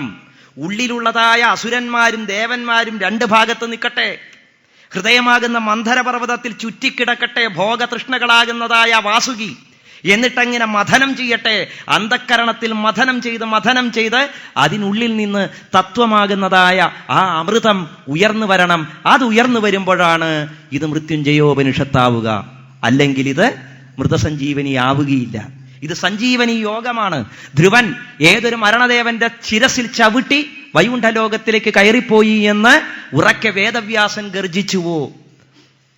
ഏത് പൃഥുമഹാരാജാവാണ് ആ ഭഗവാനെ തൻ്റെ ഹൃദയത്തിലേക്ക് ആവാഹിച്ചത്? വേറെ എവിടേക്കുമല്ല, സ്വന്തം ഹൃദയത്തിലേക്കാണ് ഭഗവാനെ ആവാഹിച്ചത്. അങ്ങനെയുള്ളതായ പൃഥുവിന്റെ ചരിത്രം നാം കേട്ടത്. നാരായണ എന്ന് വിളിച്ചത് കൊണ്ട് മാത്രമല്ല, പിന്നീടുള്ള പശ്ചാത്താപ ബോധം കൊണ്ട് പശ്ചാത്തപിച്ച് സ്വയം തപിച്ച് അഗ്നിപ്രഭാവമാർന്ന നാരായണ നാമത്തിന്റെ മഹത്വം കൊണ്ട് ഭഗവാനിലേക്ക് ഉൾച്ചേർന്ന അജാമിളനെ നാം കേട്ടത്. പ്രാചീന ബർഹിസിന്റെ ചരിത്രവും ഹര്യശ്വന്മാരും ശബളാശ്വന്മാരും നാരദനിൽ നിന്ന് കേട്ട വാചക്കൂടത്തിന്റെ തത്വങ്ങളും എല്ലാം അതിൻ്റെ ഉള്ളിലേക്ക് ആഴ്ന്നിറങ്ങി നമ്മുടെ ഹൃദയത്തിലേക്ക് വന്നു ചേരണം. അപ്പോൾ നമുക്ക് യഥാർത്ഥത്തിൽ ഭാഗവത തത്വം എന്ത് എന്ന് സ്വയം അനുഭവിക്കാൻ സാധിക്കും. അപ്പോൾ നമ്മളാരും ധർമ്മത്തിൽ നിന്ന് വ്യതിചലിക്കുകയില്ല. നമുക്ക് ചുറ്റും കാണുന്ന അധർമ്മം എന്തുണ്ടോ അതിനെ ചോദ്യം ചെയ്യാനുള്ള ശക്തി നമുക്ക് കൈവരും. ഈ കൃഷ്ണൻ നമ്മുടെ അവിദ്യയാകുന്ന അന്ധകാരം നിറഞ്ഞ മനസ്സിൽ ജനിക്കുകയാണെങ്കിൽ, എങ്ങനെ ജനിക്കുകയാണെങ്കിൽ? പൂർണ്ണ പുഷ്കല ഭാവത്തിലുള്ള പൂർണ്ണചന്ദ്രനെ പോലെ ജനിക്കുകയാണെങ്കിൽ. കൃഷ്ണൻ ജനിക്കുന്നത് കൃഷ്ണനെ പോലെ ആകൂ എന്ന് ആരും ആരോടും പറഞ്ഞിട്ടില്ല. കൃഷ്ണനെ ഉള്ളിൽ നിറയ്ക്കൂ. നിങ്ങൾ അറിയാത്ത ശക്തി ചൈതന്യം നിങ്ങൾക്ക് കൈവരും. കാരണം കൃഷ്ണ കഥകൾ ഓരോന്നും നിരന്തരം കേട്ടുകൊണ്ടിരിക്കുമ്പോൾ സ്വാദു പതേ പതേ എന്ന വിശേഷണത്തോടുകൂടിയ ഭാഗവത കഥകൾ നിരന്തരമായിരിക്കുന്ന ശ്രവണത്തിലൂടെ അതിൻ്റെ താത്വികാർത്ഥത്തിലേക്ക് നിങ്ങൾക്ക് ഉൾച്ചേരാൻ സാധിക്കും. പരീക്ഷിത്ത് ചെയ്തത് അതാണ്. യഥാർത്ഥത്തിൽ പരീക്ഷത്തിന്റെ മുമ്പിൽ വന്ന് കഥ പറഞ്ഞത് ആരാണ്? ഉറക്കെ പറയോ? ആരാണ്? ശുഗബ്രഹ്മർഷി യം പ്രവ്രജന്തമനുപേതമപേതകൃത്യം ദ്വൈപായനോ വിരഹകാതരാജുഹാവ പുത്രേതി തന്മയതയാ തരവോഭിനേതു തം സർവഭൂതഹൃദയം മുനിമാനതോസ്മി എന്ന് പ്രാർത്ഥിച്ച ശ്ലോകത്തിൽ വ്യാസഭഗവാനെ വേർപെട്ടുപോയ ശുഗനെക്കുറിച്ച് നാം കാണുന്നു. എന്നിട്ട് സർവഭൂത ഹൃദയങ്ങളിലും വസിച്ച് ഞാൻ ഇവിടെ ഉണ്ട് എന്ന് മറുപടി പറഞ്ഞ, പ്രതിധ്വനികളിലൂടെ മറുപടി പറഞ്ഞ ശ്രീശുഗനെ നാം കാണുന്നു. ആ ശുഗബ്രഹ്മർഷി ഭഗവാനെ വേദവ്യാസനെ വിട്ടുപോയ നിമിഷത്തിലാണ് വേദവ്യാസൻ എനിക്കാരുമില്ലല്ലോ എന്ന് പരിതപിച്ചത്. ലഭിച്ചത് സാക്ഷാൽ ശ്രീ പരമേശ്വരൻ പ്രത്യക്ഷപ്പെട്ട് ഛായാശുകനെ കാണിച്ചു കൊടുത്തത്. ഏകാന്തമായ വാസം വെടിഞ്ഞ് വ്യാസൻ നേരെ അമ്മയെ കാണാൻ ഹസ്തിനപുരത്തിലേക്ക് പോയി. ആ ഹസ്തിനപുരത്തിൽ ചെന്ന് അമ്മയെ കണ്ട് അവിടെ നിന്നാണ് വിചിത്രവീര്യനും ചിത്രാംഗതനും അവരുടെ ഭാര്യ വിചിത്രവീര്യന്റെ ഭാര്യയാകുന്നതായ ഭാര്യമാരാകുന്ന അംബികയിലും അംബാലികയിലും പാണ്ഡവും വിതുരനും ധൃതരാഷ്ട്രരും ഉണ്ടാകുന്നത്. അങ്ങനെ വ്യാസന്റെ ചരിത്രം പോകുമ്പോൾ ആ കാലമൊക്കെ കഴിഞ്ഞ് പിന്നീട് അർജുനന്റെ പൗത്രനായ പരീക്ഷത്തിന് കഥ ഉപദേശിച്ചു കൊടുത്തത് ശ്രീശുകനാണെന്ന് പറഞ്ഞാൽ എങ്ങനെ ശരിയാവും? എങ്ങനെ ശരിയാവും? പരീക്ഷത്തിന്റെ മുമ്പിൽ തെളിഞ്ഞ ശ്രീശുകൻ നമ്മെപ്പോലെ കൈയും കാലും മൂക്കും കണ്ണുമൊക്കെയുള്ള ശരീരത്തോടു കൂടി ഒരു ശ്രീശുകനല്ല. അത് യഥാർത്ഥത്തിൽ ആ ഛായാശുകൻ തന്നെ. പരീക്ഷത്തിന്റെ ഉള്ളിൽ തെളിഞ്ഞതായ മഹത്തരമായ ഈശ്വരീയ തത്വം തന്നെയാണ് മുന്നിൽ വന്നു നിന്നത്. വ്യാസന്റെ പുത്രനായ ശ്രീശുകൻ യോനിജനല്ല, അയോനിജനാണ്. എങ്ങനെ? വ്യാസൻ അരണി കടഞ്ഞപ്പോൾ അരണിയിൽ നിന്നുണ്ടായവനാണ്. അരണി കടയുന്നത് യജ്ഞം ചെയ്യുമ്പോഴാണ്. അവിടെ കടഞ്ഞ അരണി എന്ന് പറയുന്നത്, യജ്ഞം എന്ന് പറയുന്നത് യഥാർത്ഥത്തിൽ തത്വവിചാരമാണ്. തത്വവിചാരമാകുന്ന യജ്ഞത്തിൽ നിന്ന് ഉയിർക്കൊണ്ട ജ്ഞാനസ്വരൂപനാണ് യഥാർത്ഥത്തിൽ ശ്രീശുകൻ. ആ ജ്ഞാനത്തിന് ശരീരമില്ല. അതുകൊണ്ട് ശ്രീശുകനെ വർണ്ണിച്ചപ്പോൾ ബ്രഹ്മത്തെ വർണ്ണിച്ചത് എങ്ങനെയൊക്കെയാണോ ആ പരബ്രഹ്മ തത്വമായി തന്നെയാണ് ശ്രീശുകനെയും വർണ്ണിച്ചത്. ആ ശ്രീശുകൻ പരീക്ഷത്തിന് ഉപദേശിച്ചു കൊടുത്ത ഭാഗവതം എന്ന് പറഞ്ഞാൽ പരീക്ഷത്തിന്റെ ഉള്ളിൽ തന്നെയാണ് ശുകൻ വർത്തിക്കുന്നത്. നമ്മുടെ ഉള്ളിലും ശുകൻ വർത്തിക്കണം. നമ്മുടെ ഉള്ളിൽ ആ ശുകൻ എവിടെയാണ്? വ്യാസനെപ്പോലെ കരയണം നമ്മൾ. വ്യാസനെപ്പോലെ കരയണം. എന്ത് കരയണം? എനിക്ക് ഈ ലോകത്തിലുള്ള സ്ഥാനം എന്ത് എന്ന് നിങ്ങൾ സ്വയം ചോദിക്കുക. ഓരോരുത്തരും അവരവരുടെ അന്തരംഗത്തിലേക്ക് ചോദിക്കുക. എന്റെ സ്ഥാനം എവിടെയാണ് ഈ ഭൂമിയിൽ, ഈ സമൂഹത്തിൽ? എന്റെ കർമ്മം എന്താണ്? എനിക്ക് ഈ വൃക്ഷലതാദികളോട്, പക്ഷിമൃഗാദികളോട്, എനിക്ക് ചുറ്റുമുള്ള മനുഷ്യരോട് ഞാൻ എന്താണ് ചെയ്യേണ്ടത് എന്ന് നിങ്ങൾ സ്വയം നിങ്ങളോട് ചോദിക്കണം. നിങ്ങളുടെ കർമ്മം, ധർമ്മം അത് നിങ്ങൾക്ക് വ്യക്തമാക്കി തരാൻ നിങ്ങളുടെ ഉള്ളിൽ ശ്രീശുകൻ ഉണരും. ആ ശ്രീശുകൻ ഉണരണമെങ്കിൽ അന്തരംഗം ശുദ്ധമായിരിക്കണം. അന്തരംഗം ശുദ്ധമാവണമെങ്കിൽ ഇതേപോലെയുള്ള സജ്ജന സംസർഗങ്ങളിൽ നിരന്തരം നിങ്ങൾ വന്നു ചേരണം. ആ സജ്ജന സംസർഗത്തിലൂടെ ഹൃദയത്തിന് ഈ വിശുദ്ധി കൈവരും. അപ്പോൾ നിങ്ങൾക്ക് ഗജേന്ദ്രൻ ചെയ്തതുപോലെ തടാകത്തിലിറങ്ങി ദാഹം തീർത്തിട്ടും പിന്നെയും പിന്നെയും മറ്റുള്ളവർക്ക് കൂടി അവകാശപ്പെട്ടതൊക്കെ തല്ലിത്തകർക്കാനോ സ്വയം എൻ്റെ എന്ന് കൂട്ടിവെച്ച് അർത്ഥക്കൊഴുപ്പ് കൊണ്ട് അഴുകാനോ തോന്നുകയില്ല. അത് തോന്നുന്നത് കൊണ്ടാണ് നിങ്ങൾക്ക് മനഃശാന്തി ഇല്ലാതെ പോകുന്നത്. അതുകൊണ്ടാണ് ഇന്ന് വകക്ഷേത്രങ്ങൾ ഒരുപാടുണ്ടായിക്കൊണ്ടിരിക്കുന്നത്. വകക്ഷേത്രങ്ങൾ മനസ്സിലായില്ല അല്ലേ? വകക്ഷേത്രം. ഒരു ക്ഷേത്രത്തിൽ ചെന്നാൽ അതിന്റെ തൂണ് വക, ദീപസ്തംഭം വക, ഗേറ്റ് വക, മതില് വക, ദേവന്റെ അടിയിലിരിക്കുന്ന താമരയാകുന്ന പീഠം വക, കിണ്ടി വക, ശംഖ് വക, ശംഖ് കാല് വക, മണി വക, ഒക്കെ വകയാണ്. ഓരോരുത്തരുടെയും വക. എന്തിന്? ഇതാ പേരറിയാത്ത ഭക്തനാകുന്ന ഗോവിന്ദന്റെ വക, പേര് വെളിപ്പെടുത്താൻ ആഗ്രഹമില്ലാത്ത ഗോവിന്ദന്റെ വക അല്ലേ? ഇങ്ങനെ വകയായി വകക്ഷേത്രങ്ങൾ നടമാടിക്കൊണ്ടിരിക്കുന്നു. അന്നദാനം എന്റെ വക അല്ലേ? എത്ര ആളുകളുടെ വക. അനാഥ കുട്ടികൾക്ക് അന്നം കൊടുക്കുക എന്നതൊരു ഫാഷനായി മാറിക്കൊണ്ടിരിക്കുന്ന ഈ കാലഘട്ടത്തിൽ എൻ്റെ എൻ്റെ എൻ്റെ എന്ന് വിചാരിക്കുന്ന ഈ കംസന്മാർ എത്ര മൃത്യുവിനെ ജയിക്കാൻ ശ്രമിച്ചാലും എൻ്റെ എന്ന വിചാരമില്ലാതെ, ആ വിചാരം പൊയ്പോവാതെ രക്ഷയില്ല. അങ്ങനെയുള്ള മഹത്തരമായിരിക്കുന്ന, സ്വാർത്ഥതയില്ലാത്ത, ഉദാത്തമായിരിക്കുന്ന, ഈശ്വരീയമായിരിക്കുന്ന ഭാവത്തിലേക്ക് നമുക്ക് എത്തിച്ചേരാൻ നമ്മുടെ ഉള്ളിൽ അവിദ്യയുണ്ട്, അജ്ഞാനമുണ്ട്. ആ അജ്ഞാനമാകുന്ന അന്ധകാരത്തിൽ ഉള്ളു ചുട്ടു വിളിക്കൂ ആ ഭഗവാൻ. നിശീധേ തമ ഉത്ഭൂതേ. ഇരുട്ട്, കട്ട പിടിച്ച ഇരുട്ട് വ്യാപിക്കുന്ന സമയത്ത് ഭഗവാൻ അവതരിക്കാതിരിക്കാൻ സാധിക്കുകയില്ല. ആ ഭഗവാൻ നാം തന്നെ, നമ്മുടെ ഉള്ളിൽ തന്നെ വർത്തിക്കുന്ന ജ്ഞാനമാകുന്ന ഭഗവാനാണ്, കൃഷ്ണനാണ്. ആ കൃഷ്ണസ്വരൂപത്തെ കുറിച്ച് പറയാൻ വ്യാസൻ ഇത്രയധികം പദങ്ങളും ഇത്രയധികം ശ്ലോകങ്ങളും ഇത്രയധികം മഹാത്മാക്കളുടെ ചരിത്രങ്ങളും ഉൾപ്പെടുത്തിയതിൽ എന്തത്ഭുതം. ഇത്രയൊക്കെ പറഞ്ഞിട്ടും പലപ്പോഴും നാം അതിൽ ഉൾക്കൊണ്ട് പിന്നെയും കുതറിപ്പോകുന്നു. എത്ര കുതറിപ്പോയാലും വീണ്ടും വീണ്ടും നമ്മെ ഇതിലേക്ക് ചേർത്ത് നിർത്തുന്ന ഒരു അനശ്വരമായിരിക്കുന്ന ഇച്ഛാശക്തിയുണ്ട്. ആ ഇച്ഛാശക്തി നമുക്ക് ഇത്തരത്തിലുള്ള യജ്ഞങ്ങളിൽ നിന്നാണ് ലഭിക്കുക. ഘോഷയാത്ര, ആഗതമായിക്കൊണ്ടിരിക്കുന്നു. ഈ ശ്ലോകങ്ങൾ ഇതാ വായിക്കുകയാണ്. കൃഷ്ണാവതാര മുഹൂർത്തമായി കഴിഞ്ഞു. അപ്പോൾ കൃഷ്ണാവതാര മുഹൂർത്തത്തിൽ എന്താ വേണ്ടത്? തടാകത്തിൽ താമരകൾ വിരിയണം. ഏത് തടാകത്തിൽ? നിങ്ങൾ ഓരോരുത്തരുടെയും നമ്മുടെയൊക്കെ ഹൃദയമാകുന്ന തടാകത്തിൽ അതിമനോഹരമായ ഭഗവാൻ അർച്ചിക്കുവാനുള്ള ആ താമരകൾ വിരിയട്ടെ. മനസ്സാകുന്നതായ തടാകം അങ്ങനെ സ്വച്ഛമായി തീരട്ടെ. നദികൾ അങ്ങനെ സ്വച്ഛമായ ജലത്താൽ കണ്ണാടി പോലെ പ്രതിബിംബിക്കട്ടെ. നിങ്ങളുടെ അന്തരാളത്തിൽ നിറഞ്ഞു നിൽക്കുന്നതായ തത്വങ്ങളാകുന്ന മുത്തുമണികളും ആ പവിഴപ്പുറ്റുകളും എല്ലാം മിന്നിത്തിളങ്ങട്ടെ. അഥ സർവഗുണോപേത കാലപരമശോഭന യർഹ്യേവാജന ജന്മർക്ഷം ശാന്തർക്ഷഗ്രഹതാരകം.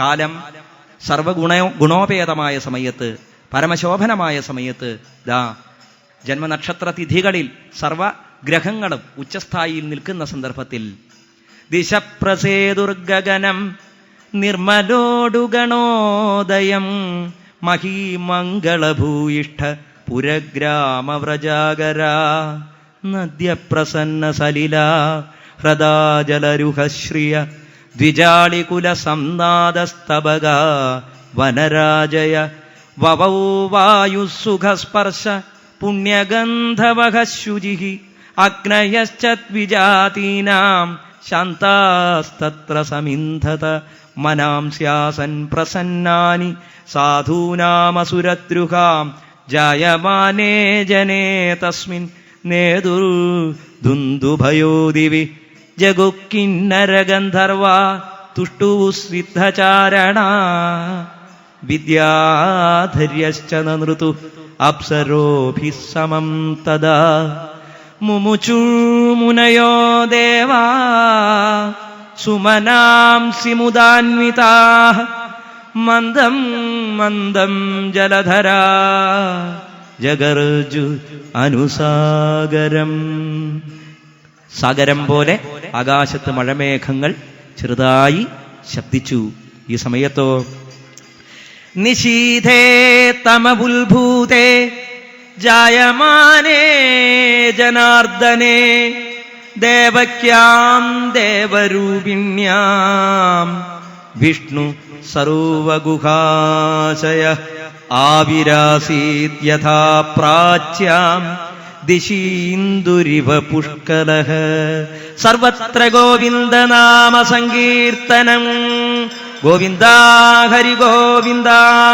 തമത്ഭുതം ബാലകമംബുജക്ഷണം ചതുർഭുജം ശംഖഗദായുധായുധം ശ്രീവത്സലക്ഷ്മം ഗലശോഭികൗസ്തുഭം പീതാംബരം സാന്ദ്രപയോദസൗഭഗം മഹാർഹവൈദൂര്യ കിരീടകുണ്ടലത്വിഷാ പരിഷ്വക്രസഹസ്രകുന്തളം ഉത്താമകാഞ്ച്യംഗദ കങ്കണാദിഭിർ വിരോജമാനം വസുദേവ ഐക്ഷത.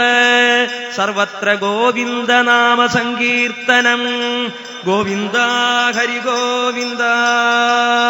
സവിസ്മയോത്ഫുല്ല വിലോചനോ ഹരിം സുതം വിലോക്യാനഗദുന്ദുഭിസ്തദാ കൃഷ്ണാവതാരോത്സവ സംഭ്രമോ സ്പൃശൻ മുദാത്വിജേഭ്യോ യുതമാപ്ലുതോ ഗവാം.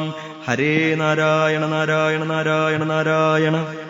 മൃത്യുഞ്ജയോപനിഷത്തായ ഈ സഞ്ജീവനി യോഗമെന്ന ഭാഗവതത്തിൻ്റെ അമൃതമയമായിരിക്കുന്ന ചരിത്രം എന്നെക്കൊണ്ടാവും വിധത്തിലെല്ലാം ഇവിടെ വർണ്ണിക്കാൻ ഞാൻ ശ്രമിച്ചു.